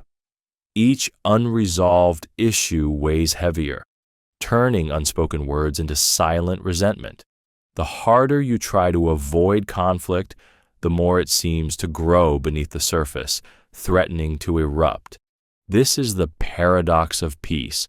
The more you avoid conflict, the more it festers, creating tension that undermines the harmony you sought to protect. True peace isn't found in avoidance. It's found in the courage to confront, to address what's broken so healing can begin. At first, avoiding conflict seems like the safer choice. After all, confrontation feels risky. What if it escalates? What if it hurts the relationship? What if you say the wrong thing? It's easier to stay quiet, to smooth things over, and to pretend everything is fine. But avoidance doesn't resolve tension. It buries it, and buried tensions have a way of resurfacing when you least expect it. The paradox lies in the nature of conflict itself. Avoiding it might seem like a way to keep the peace, but in reality, it creates a false sense of calm. Beneath the surface, frustrations simmer, trust erodes, and misunderstandings grow. Without honest communication, the relationship begins to feel brittle, like it could shatter at the slightest pressure. On the other hand, honest confrontation, though uncomfortable, lays the foundation for genuine peace. It clears the air, brings hidden tensions into the open, and allows both sides to feel heard and understood. Conflict, when approached with empathy and respect, becomes a path to deeper connection and mutual trust. This paradox also reveals something profound about vulnerability. Avoiding conflict often comes from a fear of being exposed, of showing your true feelings, needs, or boundaries. But true peace requires vulnerability. It requires saying, this hurt me, or I need something to change, even when it feels uncomfortable. The paradox of peace also challenges us to rethink what it means to care for others.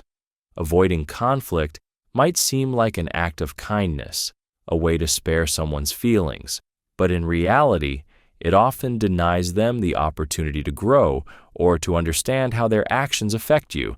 Confrontation, done with kindness and honesty, is an act of respect. It says, I value this relationship enough to address what's wrong.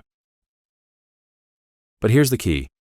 Confrontation doesn't mean aggression. The paradox of peace isn't solved by shouting or blaming. It's solved by approaching conflict with compassion and a desire to understand.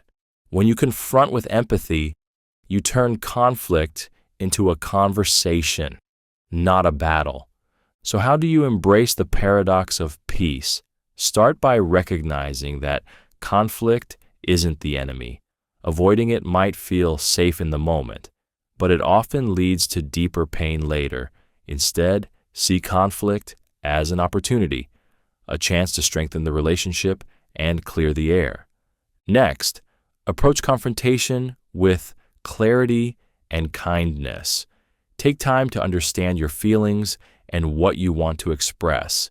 Use I statements like, I feel hurt when this happens, rather than accusations. Listen as much as you speak and make space for the other person's perspective. Practice courage. Confrontation is rarely easy, but it's essential for genuine peace. Remind yourself that avoiding the conversation might feel easier now, but it comes at the cost of trust and authenticity in the long run. The paradox of peace teaches us that true harmony isn't the absence of conflict. It's the presence of honesty. It's about having the courage to address what's broken and the empathy to approach it with care. When you stop avoiding the hard conversations, you create space for understanding, resolution, and a peace that's real, not just an illusion. Peace isn't found in silence or avoidance. It's built in the moments when you face the discomfort, speak your truth, and work together to find common ground.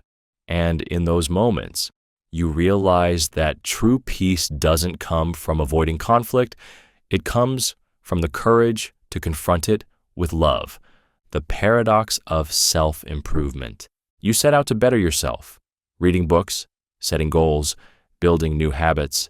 At first, you feel a spark of motivation, a sense of excitement about the changes ahead. But then, you begin to notice things you didn't before. Flaws in your thinking, gaps in your skills, habits you thought you'd outgrown. The more you strive to improve, the more imperfect you feel. This is the paradox of self-improvement. The deeper you dive into growth, the more aware you become of how much further there is to go.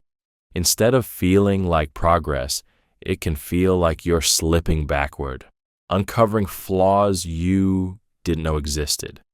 At first, this realization can feel discouraging.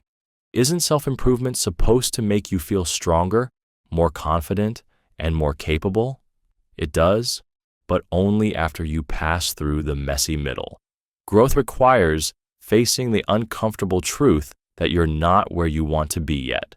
The process of getting better shines a spotlight on your blind spots, forcing you to confront parts of yourself you've ignored or avoided. This paradox is rooted in awareness. When you begin any self-improvement journey, you start from a place of limited perspective. You don't know what you don't know, so it's easy to believe progress will be straightforward. But as you learn and grow, your awareness expands. You begin to see the nuances and the layers and the deeper work required. The very act of striving for improvement reveals the gaps you didn't even realize were there. Think of it like learning a new skill.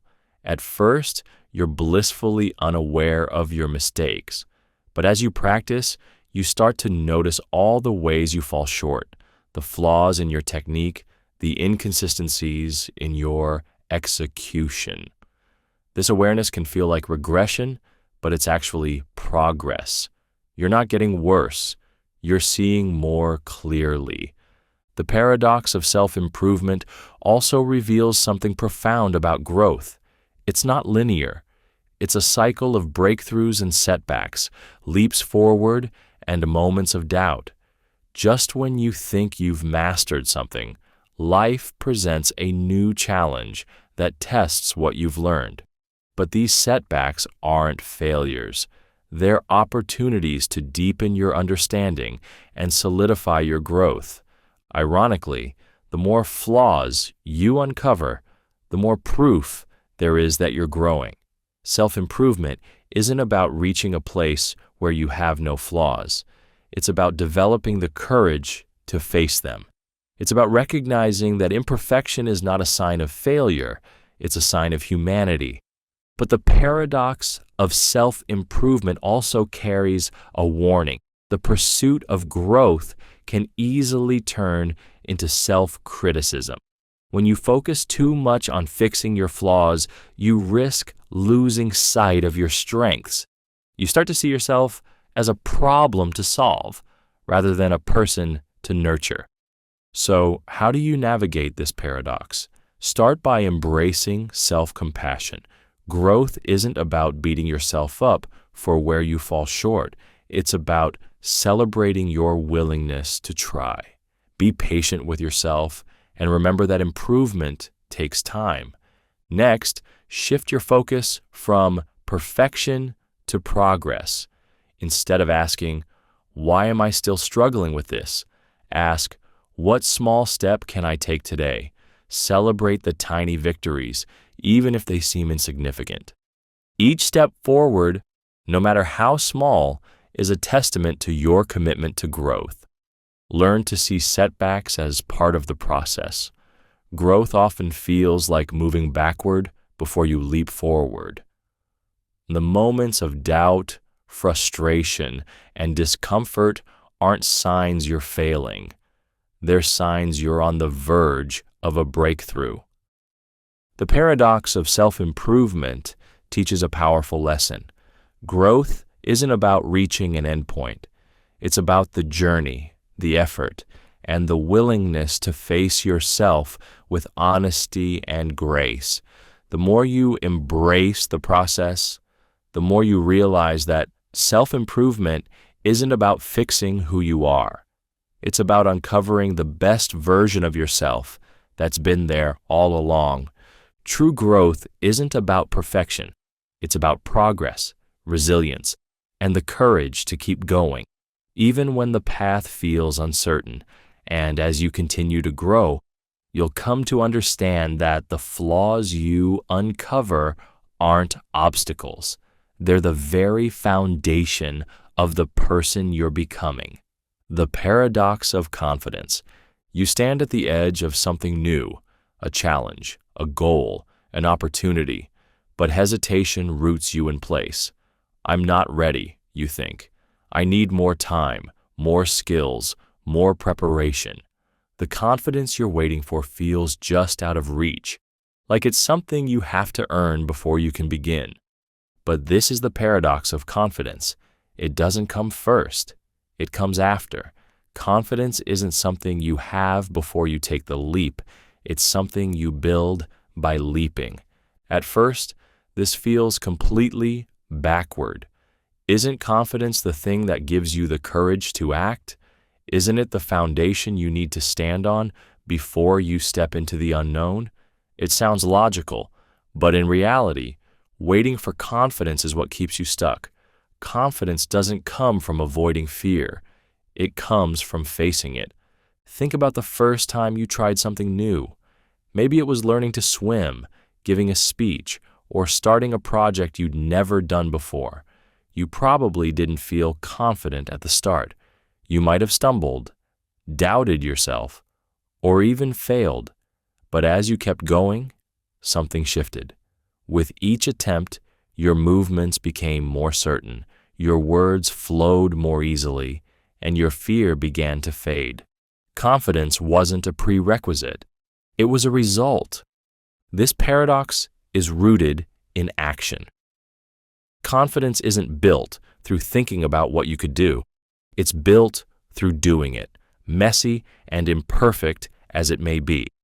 Every time you step into discomfort, you prove to yourself that you're capable. And with each small victory, you lay another brick in the foundation of your confidence. But here's where the paradox deepens. The things that build confidence are often the things that feel the most intimidating. It's the speech you don't want to give, the risk you don't want to take, the conversation you're avoiding. These moments of fear and self-doubt are exactly where confidence is born, if you're willing to step into them. The paradox of confidence also reveals something deeper about growth. Confidence isn't about knowing you'll succeed. It's about trusting yourself to handle whatever happens, even if you fail. It's the understanding that your worth isn't tied to the outcome, and that each attempt, successful or not, is a step forward. But there's a trap in this paradox, the belief that you need to fake confidence to succeed. Fake it till you make it can feel empowering in the short term, but true confidence doesn't come from pretending. It comes from persistence. It's not about projecting an image of certainty. It's about building real trust in your abilities through experience. So how do you embrace the paradox of confidence? Start by accepting that you won't feel ready, and that's okay. Readiness is often an illusion, a safety net your mind creates to delay taking action. Instead of waiting for the perfect moment, take the first imperfect step. Next, break the challenge into smaller pieces. Confidence isn't built all at once. It's built incrementally. Focus on mastering one small part at a time and let each success fuel your belief in yourself. Reframe failure as part of the process. Each misstep isn't a sign that you're incapable. It's proof that you're trying, learning, and growing. Confidence isn't about avoiding failure. It's about understanding that failure is a stepping stone to success. The paradox of confidence teaches a powerful truth. You don't need to feel ready to begin. Confidence isn't something you find. It's something you create. It's forged in the moments when you step into discomfort, take risks, and prove to yourself that you're stronger than your fears.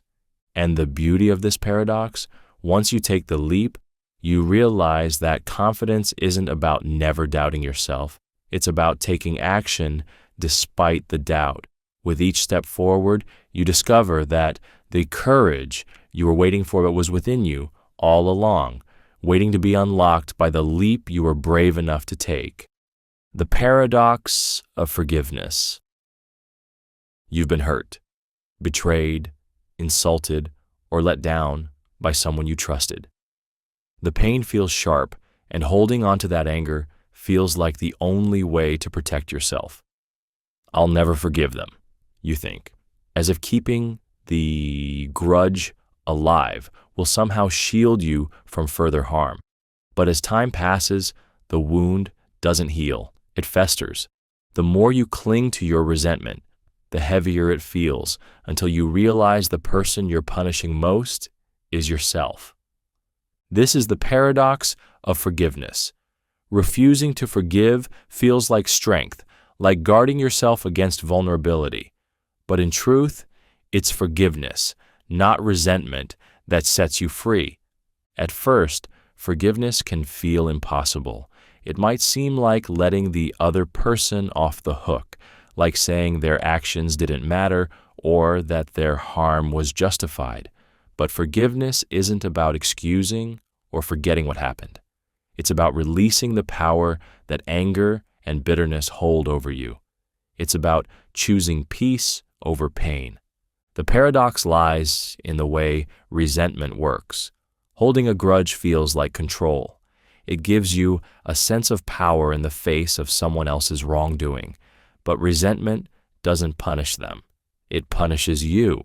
It keeps you tethered to the hurt, replaying the pain over and over like a broken record. The person who hurt you might have moved on, but your anger keeps you trapped in the past, reliving the harm they caused. Forgiveness, on the other hand, is an act of liberation. It's not about denying the pain or pretending it didn't happen. It's about deciding that the pain no longer defines you. Forgiveness allows you to take back your power, to choose how you move forward, rather than letting the hurt control your life. This paradox also reveals a profound truth about healing. Forgiveness is for you, not for them. It doesn't mean reconciling with the person who hurt you or welcoming them back into your life. It means freeing yourself from the emotional weight of their actions. It's a gift you give yourself, a way of breaking free from the prison of resentment. But forgiveness isn't easy.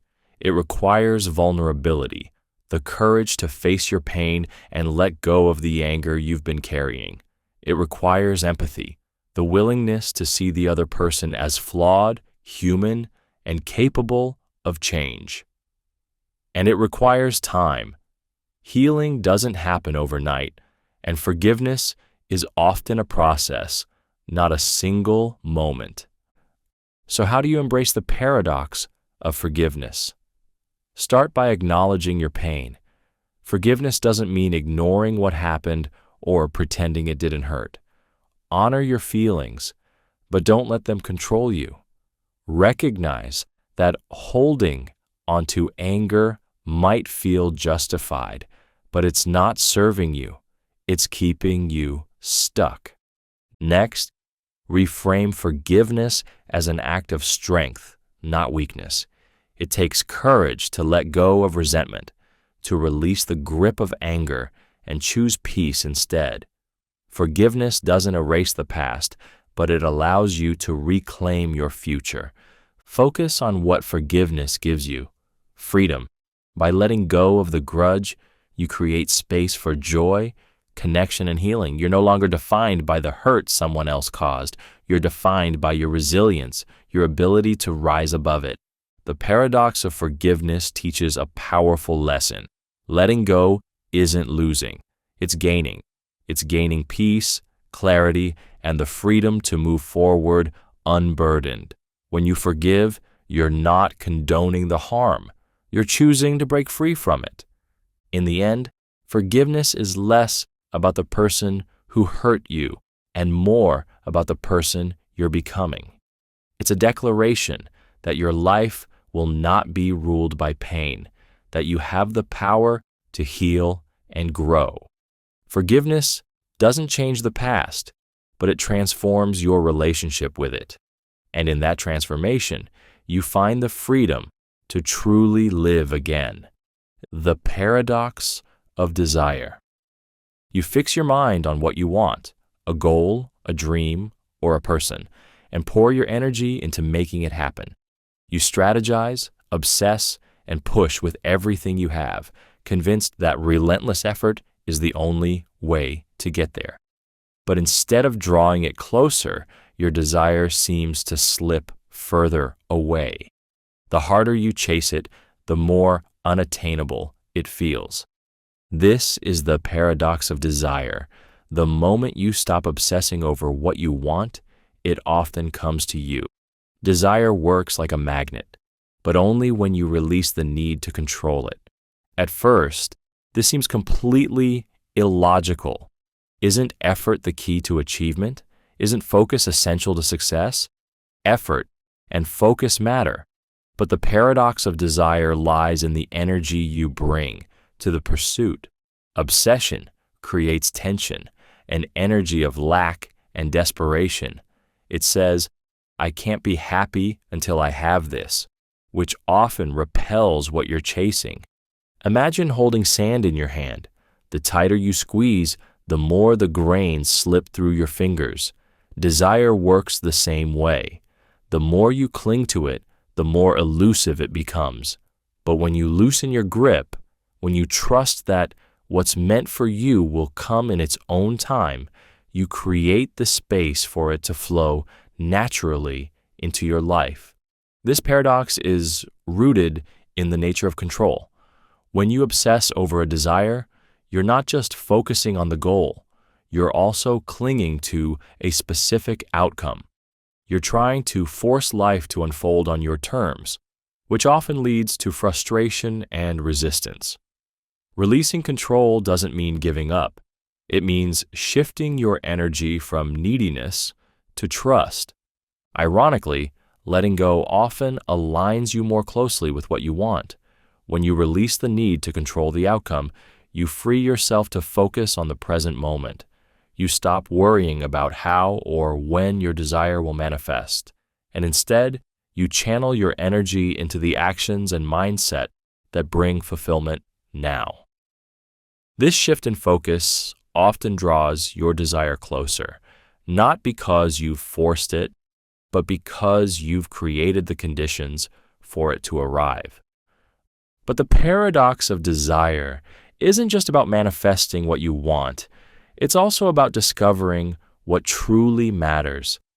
Obsession often blinds you to other possibilities, narrowing your vision and keeping you stuck in a single perspective. Letting go broadens your horizon, allowing you to see new opportunities and paths that might be even better than what you originally wanted. This paradox also teaches a deeper truth about happiness.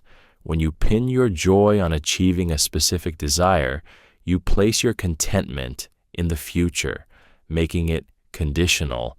But happiness isn't something you find in a destination. It's something you cultivate in the present. Letting go of obsession allows you to enjoy the journey, to find meaning and joy in the process rather than the result. So, how do you embrace the paradox of desire? Start by focusing on the why behind your desire. What is it you truly seek? Freedom, connection, purpose, joy?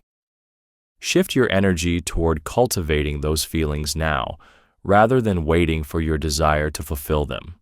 Next, practice detachment. This doesn't mean giving up on what you want. It means releasing the need for it to happen in a specific way or on a specific timeline.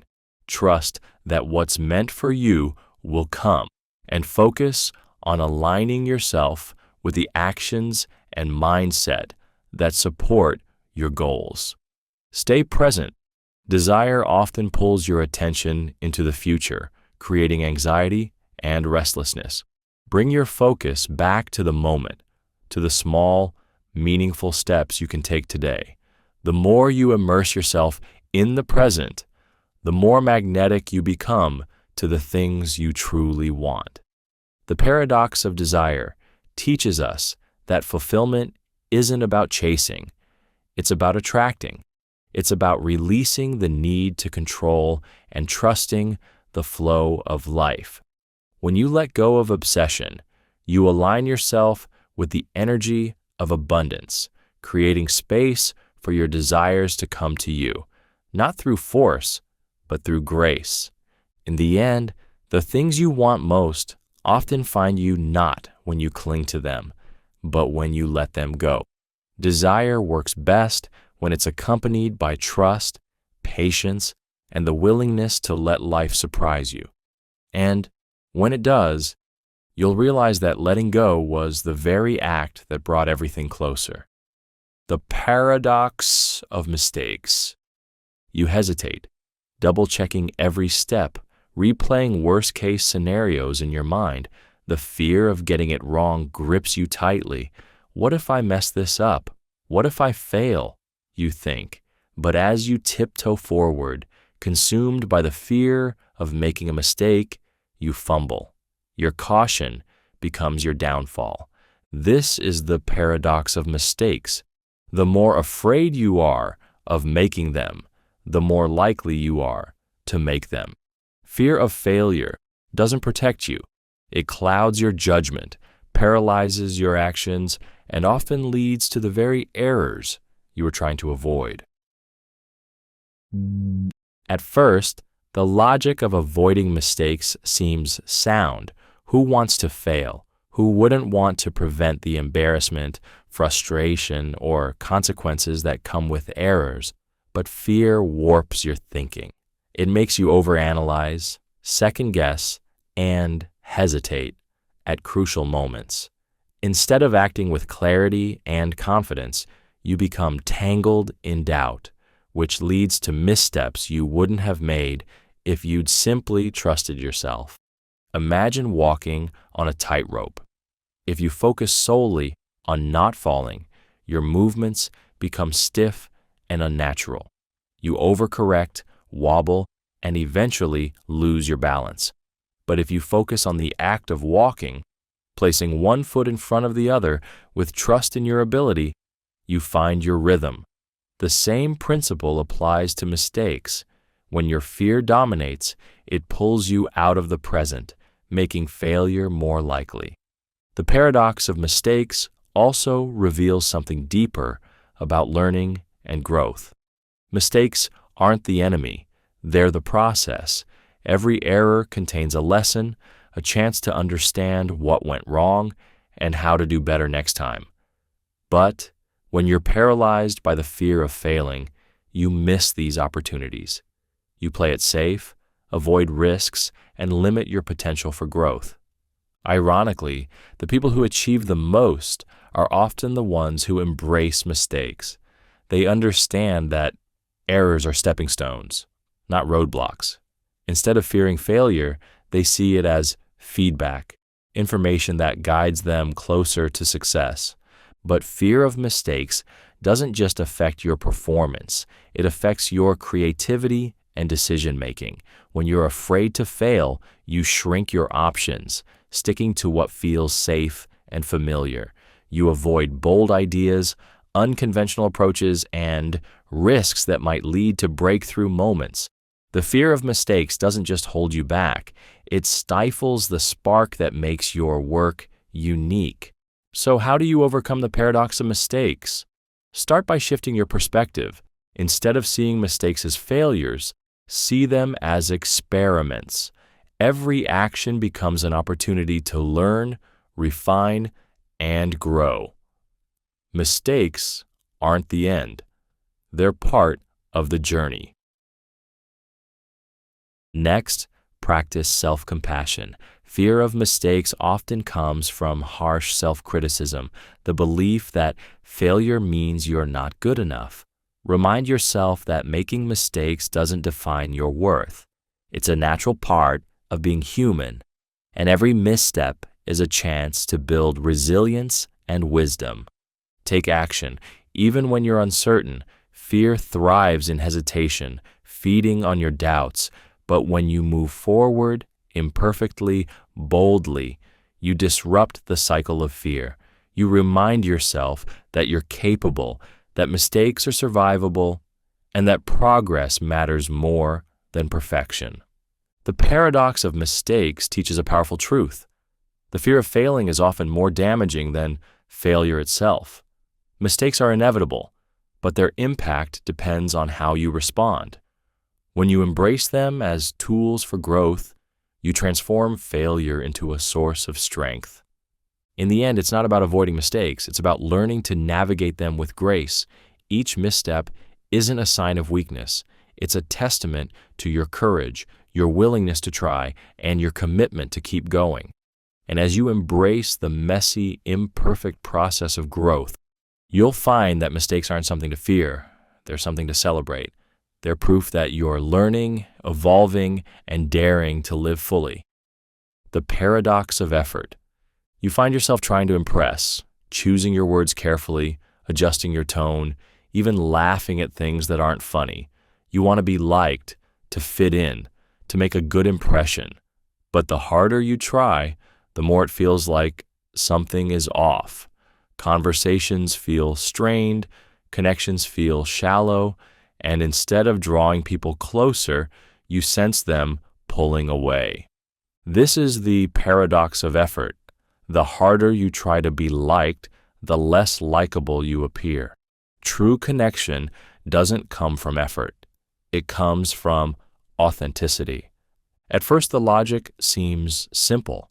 If you want people to like you, you should put your best foot forward. Be agreeable, accommodating, and polished. But this effort often backfires. The more you try to curate your image, the less genuine you seem. People sense the strain, the subtle inauthenticity, and instinctively back away. Why? Because true likability isn't something you manufacture. It's something you embody. It comes from being comfortable in your own skin, from showing up as your real, unpolished self.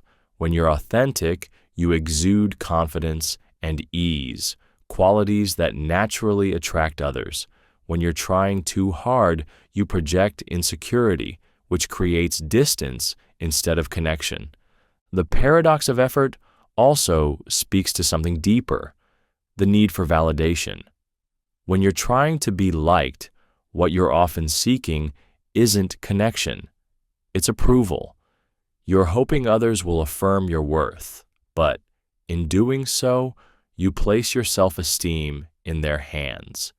This neediness, even if subtle, is palpable.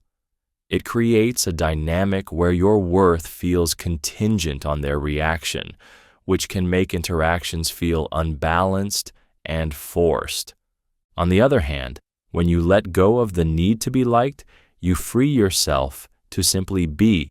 You stop editing your words, second-guessing your actions, or molding yourself into what you think others want. This authenticity not only feels better, it's magnetic. People are drawn to those who are genuine, who aren't afraid to be themselves, flaws and all. Ironically, the less you care about being liked, the more likable you become. When you're not focused on winning approval, you're able to show up fully present, listening and engaging without an agenda. This kind of openness fosters real connection, the kind that can't be forced or faked. But letting go of this effort isn't always easy. It requires trusting that who you are is enough, that your worth isn't tied to how others perceive you. It means being willing to risk rejection, knowing that not everyone will like you, and that's okay. So, how do you embrace the paradox of effort? Start by shifting your focus. Instead of trying to be liked, aim to be real. Ask yourself, am I acting in a way that feels true to me? If the answer is no, take a step back. Authenticity isn't about perfection, it's about alignment. Next, practice self-acceptance. The need to be liked often stems from a fear of being judged or rejected. Remind yourself that your worth isn't determined by others' opinions. When you accept yourself as you are, you give others permission to do the same. Prioritize connection over impression. Instead of worrying about how you're coming across, focus on genuinely engaging with others. Listen deeply, ask thoughtful questions, and share honestly. True likability isn't about how perfect you seem, it's about how you make others feel. The paradox of effort teaches us that connection can't be forced. The harder you try to be liked, the further you move from the authenticity that makes connection possible. True likability comes from letting go of the need to impress and showing up as yourself. In the end, the most magnetic thing about you isn't how polished or agreeable you are. It's your realness, your quirks, your imperfections. People don't connect with perfection. They connect with humanity. And when you embrace your authenticity, you'll find that the effort you were putting into being liked was never necessary. You were enough all along. The paradox of ambition.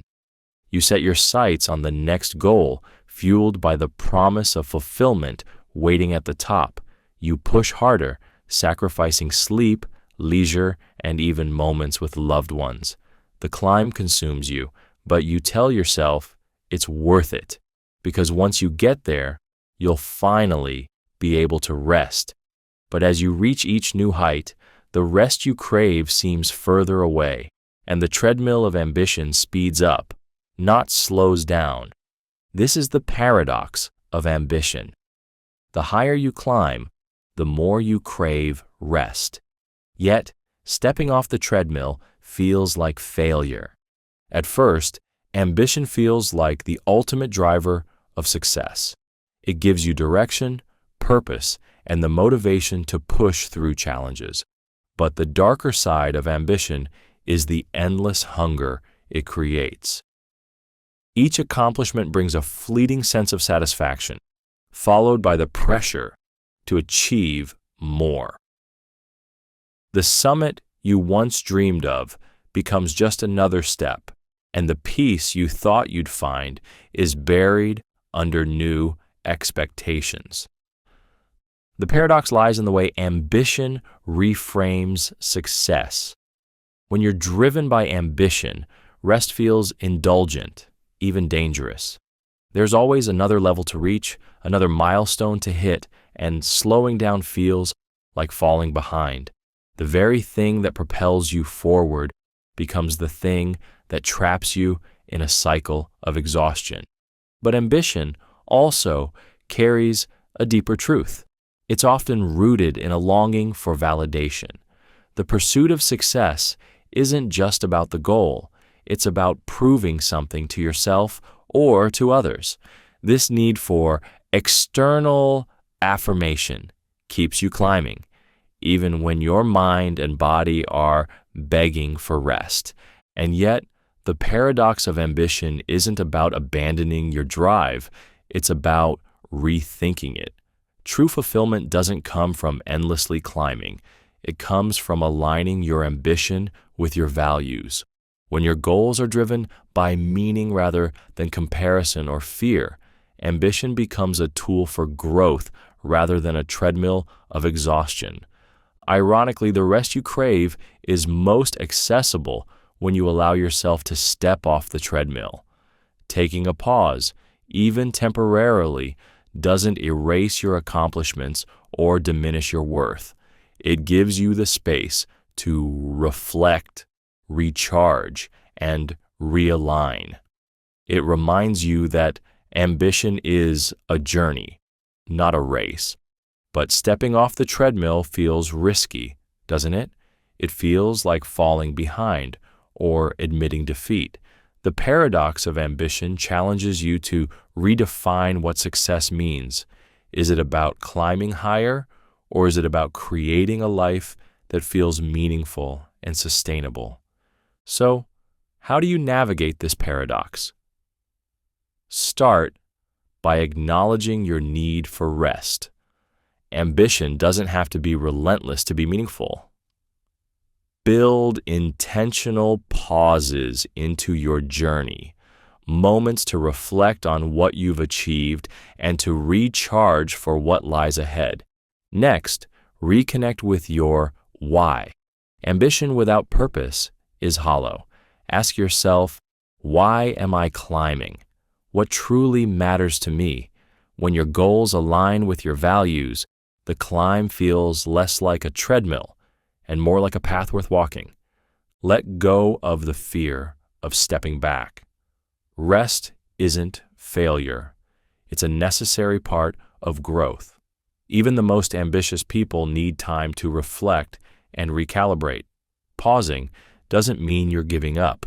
It means you're choosing to move forward with intention and clarity. Whoa. The paradox of ambition teaches a vital lesson. More isn't always better. The climb isn't about reaching an imaginary finish line. It's about creating a life that feels balanced and fulfilling. Ambition can be a powerful force, but only when it serves you, rather than controlling you. In the end, the heights you reach will mean little if you've burned yourself out getting there. True ambition isn't about chasing endlessly. It's about knowing when to climb, when to rest, and when to simply savor the view. Only then can you find the balance between striving and being, between effort and peace. And in that balance, you'll discover that the rest you've been craving was never the opposite of ambition. It was the key to sustaining it. The paradox of leadership. You picture a leader as someone strong, decisive, commanding, a figure who stands at the helm, giving orders and guiding the way. Power and authority seem like the defining traits of leadership, but then you encounter a leader who flips that image on its head. Instead of dominating, they listen. Instead of taking credit, they uplift others. Their strength isn't in control, it's in service. And you realize that true leadership isn't about being in charge. It's about putting others first. This is the paradox of leadership. The best leaders are those who serve. True power doesn't come from dominance. It comes from empowering others. At first, this seems counterintuitive. Isn't leadership about being the one with all the answers, the one who directs and decides? That kind of authority might work in the short term, but over time, it breeds resentment, fear, and dependency. People might comply, but they won't thrive. They follow out of obligation, not inspiration. True leadership takes a different path. It starts with humility, the understanding that leadership isn't about you. It's about the people you serve. A great leader doesn't hoard power, they share it. They don't demand loyalty, they earn it by showing loyalty to their team. This paradox is rooted in trust. When you lead by serving, you create an environment where people feel valued and supported. You listen to their ideas, celebrate their contributions, and help them grow. In doing so, you foster a sense of ownership and commitment that no amount of authority can force. But leading through service isn't about being weak or passive. It requires strength. The strength to set aside your ego, to admit when you don't have all the answers, and to prioritize the needs of others over your own. It's not about relinquishing power. It's about using your power to lift others higher. Ironically, this kind of leadership often creates the most lasting impact. When you empower others, you multiply your influence. Your team becomes stronger, more capable, and more resilient. Instead of depending on you, they grow into leaders themselves, creating a ripple effect that extends far beyond your direct reach. The paradox of leadership also challenges the traditional image of power. True power isn't about control, it's about connection. It's about creating a shared vision, inspiring trust, and building relationships that allow everyone to succeed. So, how do you embrace the paradox of leadership? Start by listening. A leader who serves begins by understanding the needs, strengths, and challenges of their team. Ask questions, be present, and show that you value their perspectives. Next, focus on growth. both yours and theirs. Great leaders never stop learning, and they encourage their teams to do the same, provide opportunities for development, offer guidance, and celebrate progress, no matter how small. Lead with humility. Leadership isn't about being the smartest person in the room or having all the answers. It's about creating an environment where others can shine. When you lead with humility, you build trust and loyalty that no title or authority can command. The paradox of leadership teaches a profound truth. The strongest leaders are those who don't seek power for themselves, but for the good of others. Leadership isn't about commanding attention or wielding authority. It's about creating a space where everyone can thrive. In the end, the legacy of a leader isn't measured by how much control they had, but by how much they gave. It's seen in the people they inspired, the lives they impacted, and the strength of the team they leave behind. The paradox of leadership reminds us that true power comes not from standing above others, but from standing beside them, helping them rise. And in lifting others, you discover that the greatest reward of leadership isn't the position, it's the privilege of serving. The paradox of kindness.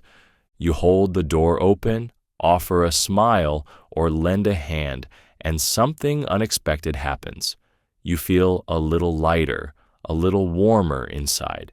Acts of kindness have a way of lifting your spirits, creating a sense of connection and purpose. But on the days when you feel drained, overwhelmed, or low, kindness can feel like an impossible task.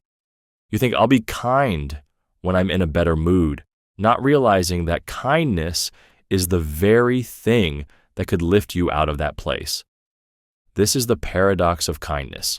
Being kind makes you happier, but when you're unhappy, it's harder to be kind. Kindness is both a source of and a solution to joy. At first, this seems like an impossible cycle to break.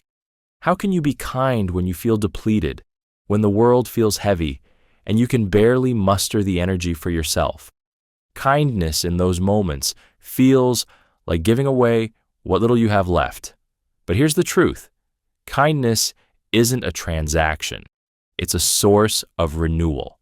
When you extend kindness, even in small ways, you create a ripple effect, a compliment, a small gesture, or simply listening to someone can brighten their day, and in turn, it brightens yours. It's as if kindness unlocks a reservoir of joy you didn't realize you still had. The act of giving kindness often replenishes more than it takes. But the paradox runs deeper. The moments when kindness feels hardest are often the moments when it's most needed, not just for others, but for yourself. When you're kind, you remind yourself that you have the power to make a difference, even in small ways. This sense of agency counteracts feelings of helplessness or sadness, shifting your focus from what's wrong to what's possible. Kindness also builds connection, which is essential to happiness. When you reach out with kindness, you create bonds, however fleeting, that remind you you're not alone.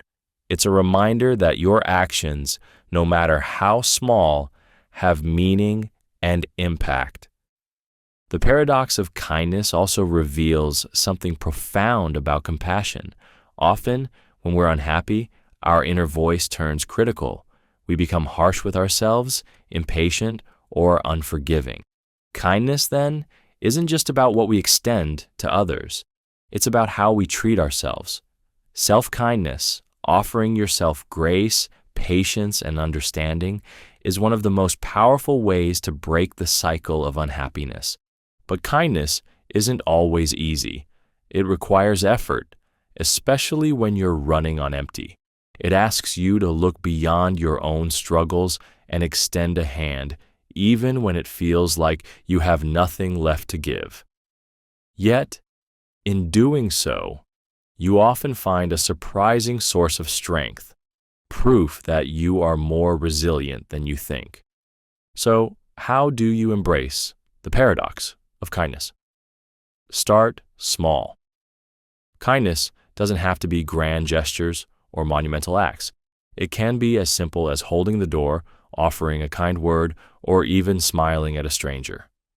These small moments add up, creating a ripple of positivity that impacts both you and those around you. Next, practice self-kindness. When you're feeling low, remind yourself that it's okay to struggle, that you don't have to be perfect to be deserving of kindness. Treat yourself with the same compassion you would offer to a friend. Understand that kindness is a practice, not a destination. Some days it will come easily, other days it will take effort.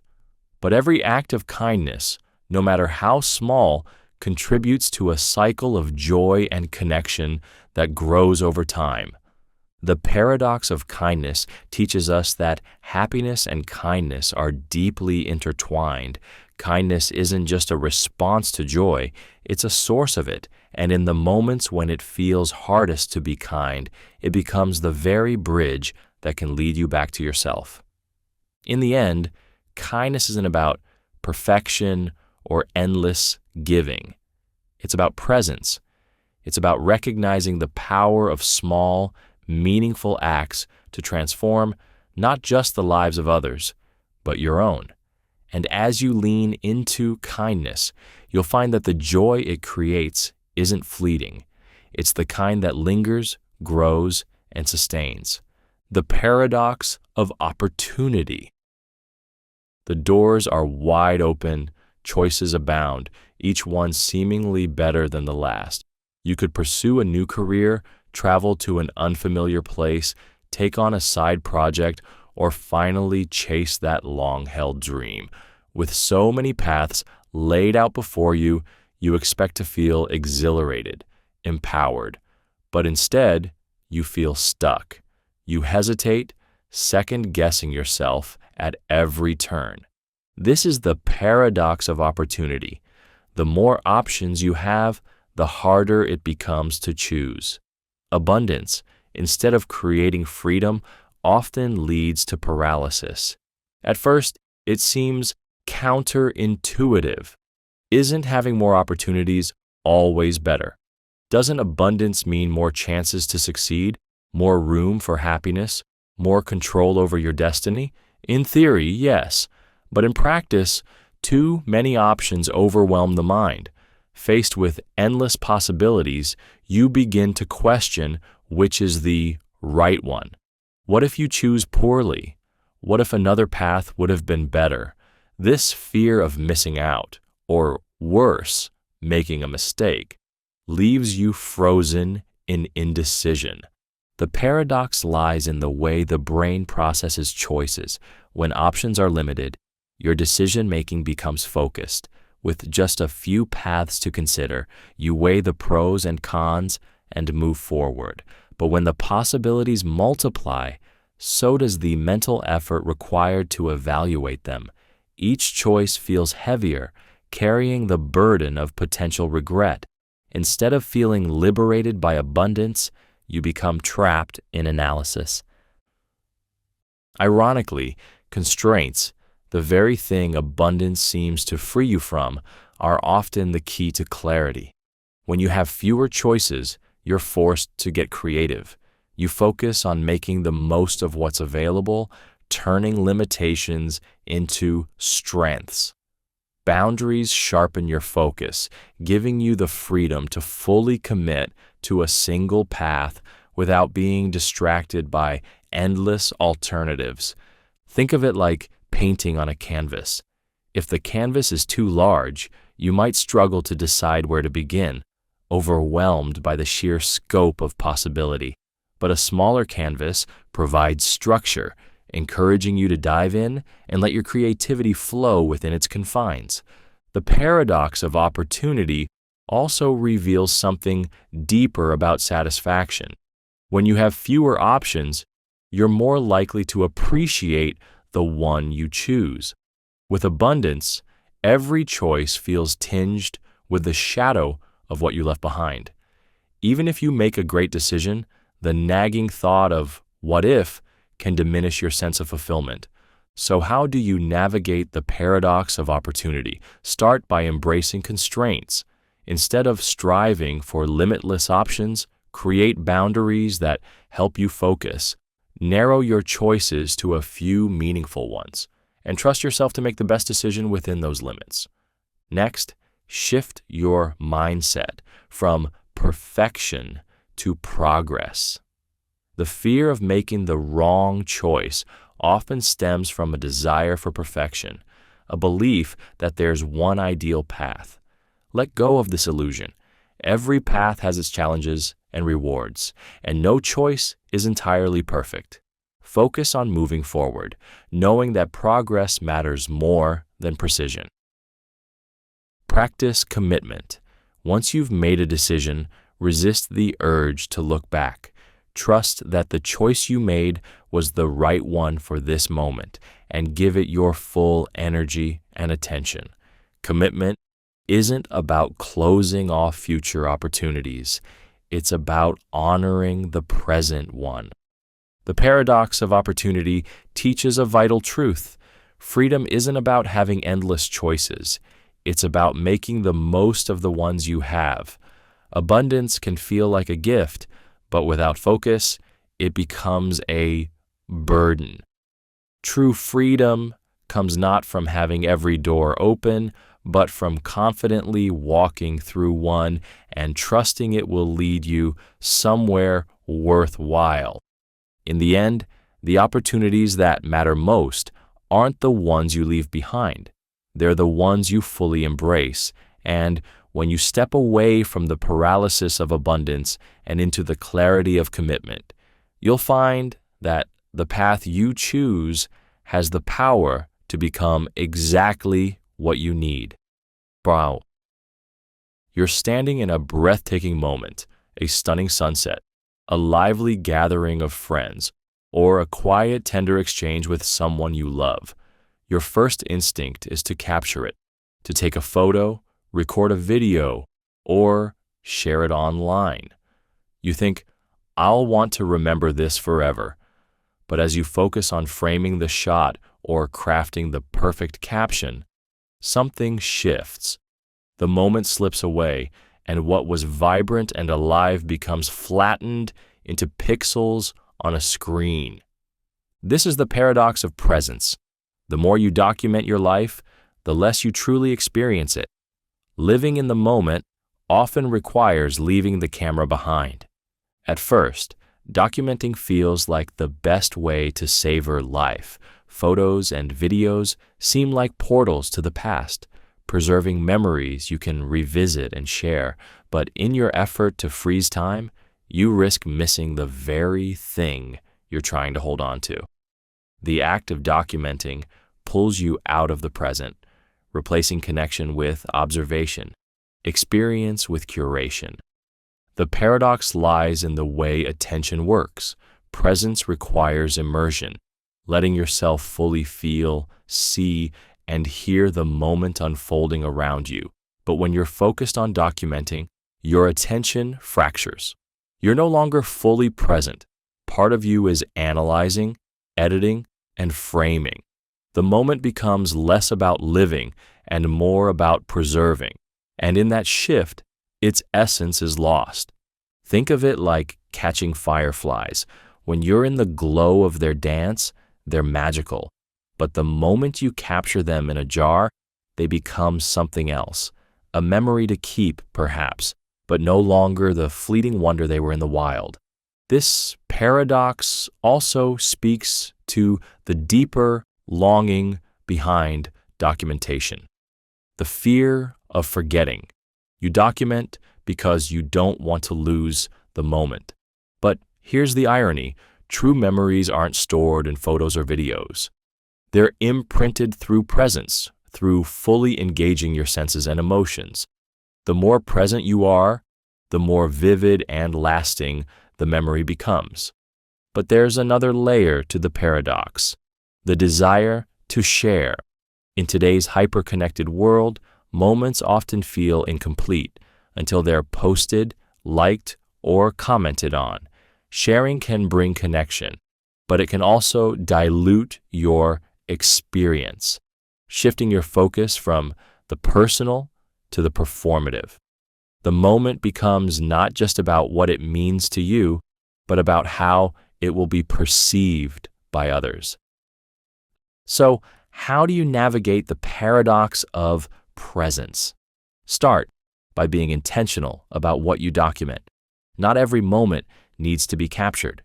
Ask yourself, is documenting this adding to my experience or taking me out of it? If it's the latter, put the camera away and simply be. Next, trust your memory. You don't need a photo to prove a moment happened or to hold onto its significance. Memories live in your senses, your emotions, and your relationships. The act of being fully present ensures that the moment will stay with you in a way no photograph ever could. Create boundaries with technology.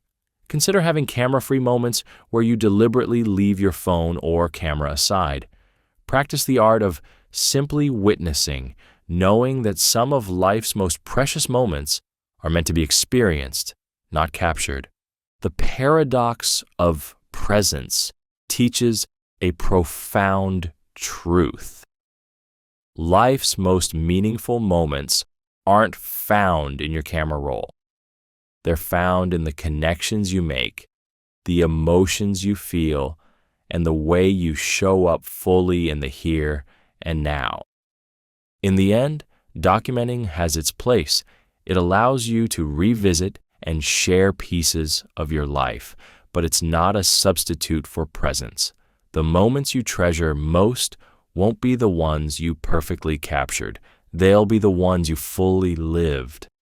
And as you let go of the need to document everything, you'll find that the beauty of life is not in holding on to it. It's in the fleeting, unfiltered joy of simply being there. The paradox of control. You think, if I just manage this carefully, everything will go my way. You tighten your grip, lay out expectations, monitor every detail, and steer the situation or the person in the direction you believe is best. But instead of compliance, you're met with resistance. The more you push, the harder they push back. Control, which seemed like the key to harmony, turns into the very thing that breaks it apart. This is the paradox of control. The more you try to control someone, the more they rebel. True influence isn't achieved through domination. It's born from trust and respect. At first, control feels like a way to create security. It seems logical. If you can shape someone's behavior or decisions, you can ensure the outcome you want. But control is suffocating. It leaves no room for autonomy, no space for individuality. People are wired to crave freedom, and the tighter your grip, the more they fight to escape it. Think of holding sand in your hand. The harder you squeeze, the more it slips through your fingers. Control works the same way. Instead of fostering connection, it breeds resentment. Instead of building trust, it creates distance. The paradox lies in the nature of influence. Genuine influence isn't about forcing someone to bend to your will. It's about inspiring them to want to align with you. Influence requires trust, and trust is built through mutual respect, understanding, and communication. When someone feels seen, heard, and valued, they're far more likely to work with you rather than against you. Control, on the other hand, sends the opposite message.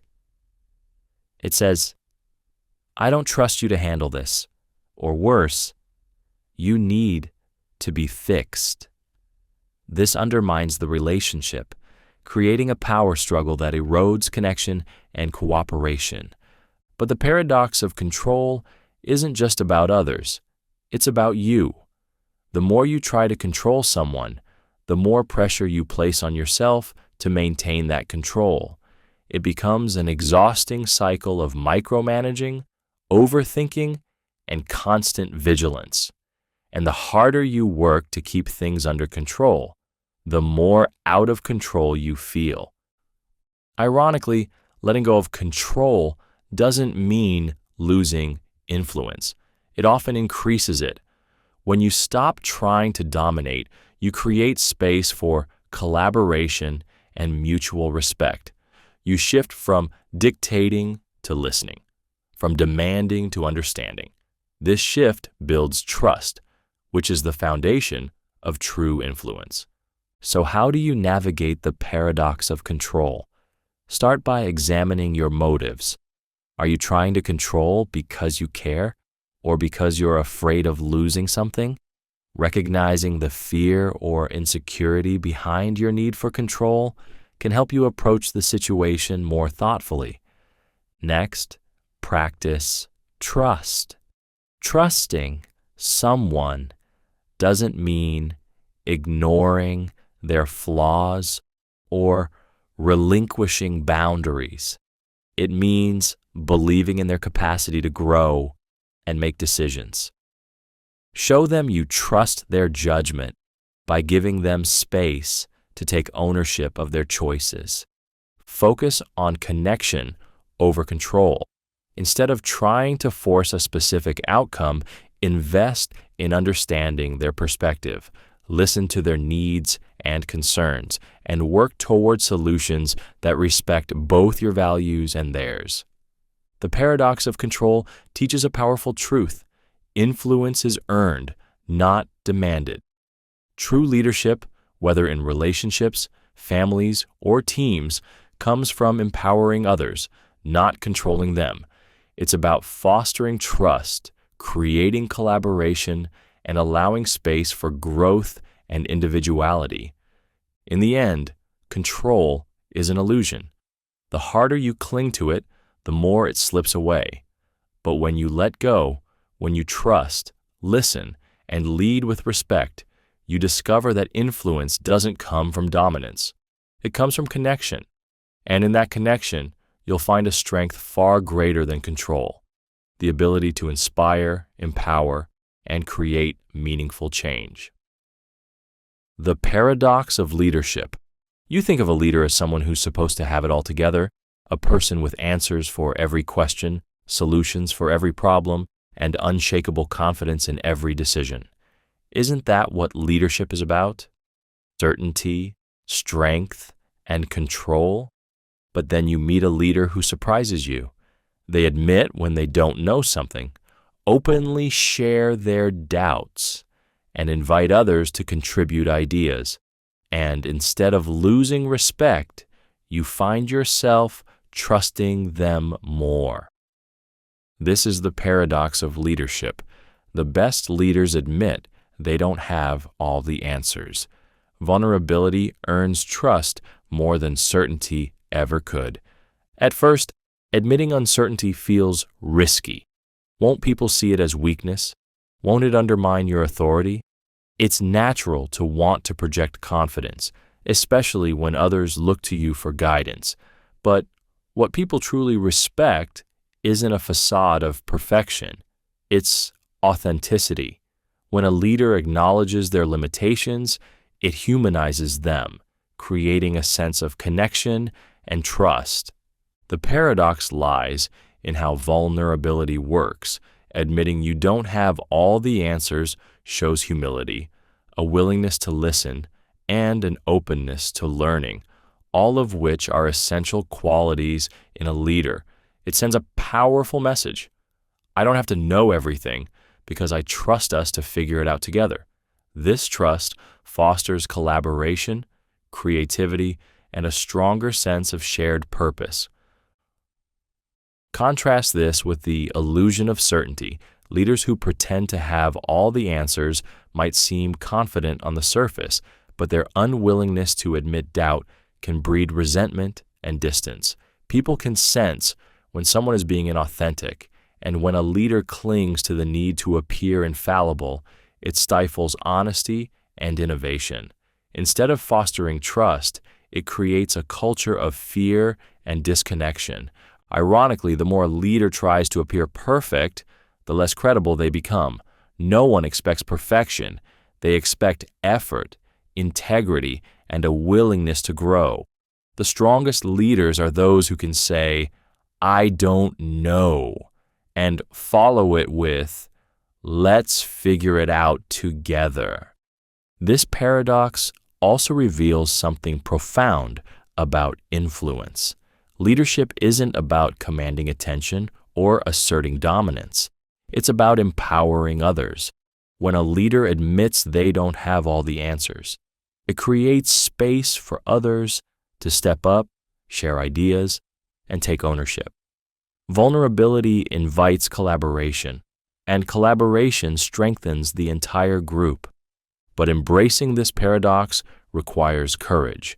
Admitting uncertainty can feel uncomfortable, especially in a world that often equates leadership with unshakable confidence. It takes strength to say, "I'm not sure," or "I need help." Yet, in doing so, you model the very qualities you want to see in others: honesty, humility, and resilience. So how do you navigate the paradox of leadership? Start by reframing vulnerability as a strength, not a weakness. Admitting you don't have all the answers doesn't diminish your leadership. It enhances it by building trust and fostering connection.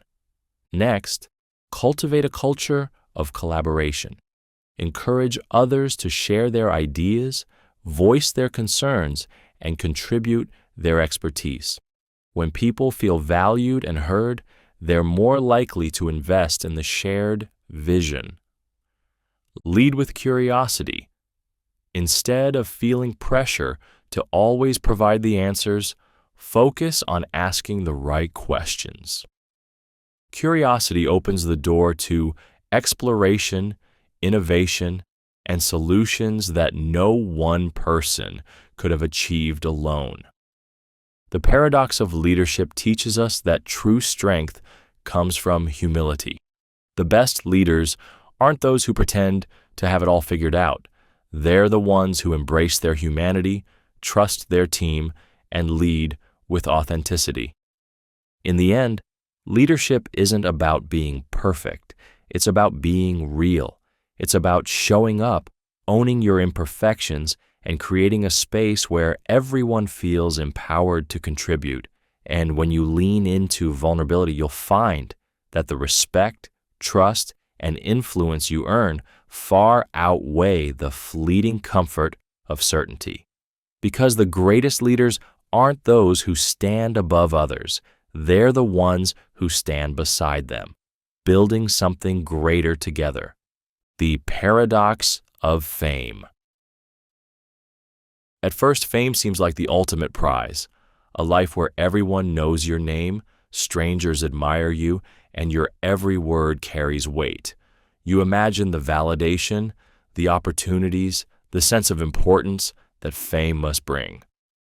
But as the spotlight brightens, something unexpected happens. The crowd grows louder, yet the silence within you deepens. The more famous you become, the more distant and isolated you feel. This is the paradox of fame. Public adoration can't replace private connection. Fame promises a kind of connection, but it's a hollow one. People cheer your name, follow your every move, and shower you with compliments. But how many of them actually know you, the real you? Fame creates an image, a persona, a projection of who people think you are. And the more this image grows, the more it separates you from your true self. At first, it's intoxicating. The applause, the admiration, the sense of being wanted, it feeds something deep inside you. But over time, it becomes clear that what fame gives on the surface, it takes away beneath. The relationships you once took for granted begin to change. Friends may start treating you differently, either putting you on a pedestal or avoiding you altogether, unsure how to relate to the person they think you've become. Strangers approach you not with curiosity, but with expectations, as though you exist to fulfill their idea of who you should be. And then there's the loneliness, the kind that fame amplifies rather than alleviates. You find yourself surrounded by people, yet feeling unseen. The more you achieve, the more you're praised for the things you do rather than the person you are. Fame draws people to you, but it also creates a distance. How many of those people care about your struggles, your fears, your insecurities? How many are there for the real you and not the glittering version fame has constructed? The paradox lies in the nature of attention. Fame brings an abundance of it, yet it's often superficial. People admire the surface, your talents, your achievements, your appearance, but rarely see the depths of who you are. And as their attention focuses on the image, you start to feel invisible within your own life. Ironically, the very thing fame takes away, intimacy, privacy, authenticity, is often what people sought fame for in the first place. Many chase the spotlight as a way to feel seen, valued, or loved, only to find that it creates a barrier instead of breaking one down. Instead of feeling more connected to the world, you feel like you're living behind glass, watched by many but truly known by none. Fame also distorts your sense of identity. When so many people have opinions about who you are, it's easy to lose sight of your true self. You begin to wonder, am I the person they see, or am I something else entirely? The line between the public persona and the private individual starts to blur, leaving you questioning where the performance ends and the real you begins. But the paradox of fame also holds a powerful truth. Connection is about depth, not breadth. A million admirers can't replace the closeness of a few real friends. The applause of strangers will never fill the spaces meant for quiet, meaningful conversations. Fame may bring recognition, but it can't bring the kind of intimacy that makes life truly fulfilling. Consider this: the most cherished moments in life are rarely the ones lived in the spotlight. They're the quiet, unguarded ones, the late-night talks with someone who truly understands you, the laughter shared with loved ones, the stillness of being fully present in a moment. These are the experiences that fame, with all its noise and distractions, can often overshadow. So, how do you navigate the paradox of fame? Start by grounding yourself in who you are, not who others think you are. Fame can warp your sense of identity, but you can counteract this by staying connected to your values, your passions, and the people who knew you before the spotlight. Surround yourself with those who challenge you, support you, and love you, not for what you've achieved, but for who you are at your core. Next, protect your private life. Fame thrives on exposure, but not everything needs to be shared. Keep parts of yourself sacred: your relationships, your joys, your struggles. These are the moments where real connection grows, away from the noise of the public eye. Redefine success. Fame often promises fulfillment, but it's not the measure of a meaningful life. True success comes from the quality of your connections, the impact you have on others, and the peace you feel within yourself. The paradox of fame teaches a profound lesson. Being seen by many doesn't matter if you're not truly known by anyone. Fame may bring attention, but it's connection that brings fulfillment. In the end, the spotlight isn't where you'll find what you're searching for. It's in the quiet, unfiltered moments with those who see you, love you, and accept you. Not for the image, but for the imperfect, wonderful human behind it. Fame can amplify your voice, but it can't touch your heart. And the heart, not the stage, is where true connection lives. The most lasting legacy isn't built on applause, it's built on love. Fame may brighten your world for a moment, but it's the relationships you nurture in the shadows that bring lasting light. And when the spotlight fades, as it always does, it's those connections that will hold you, grounding you in what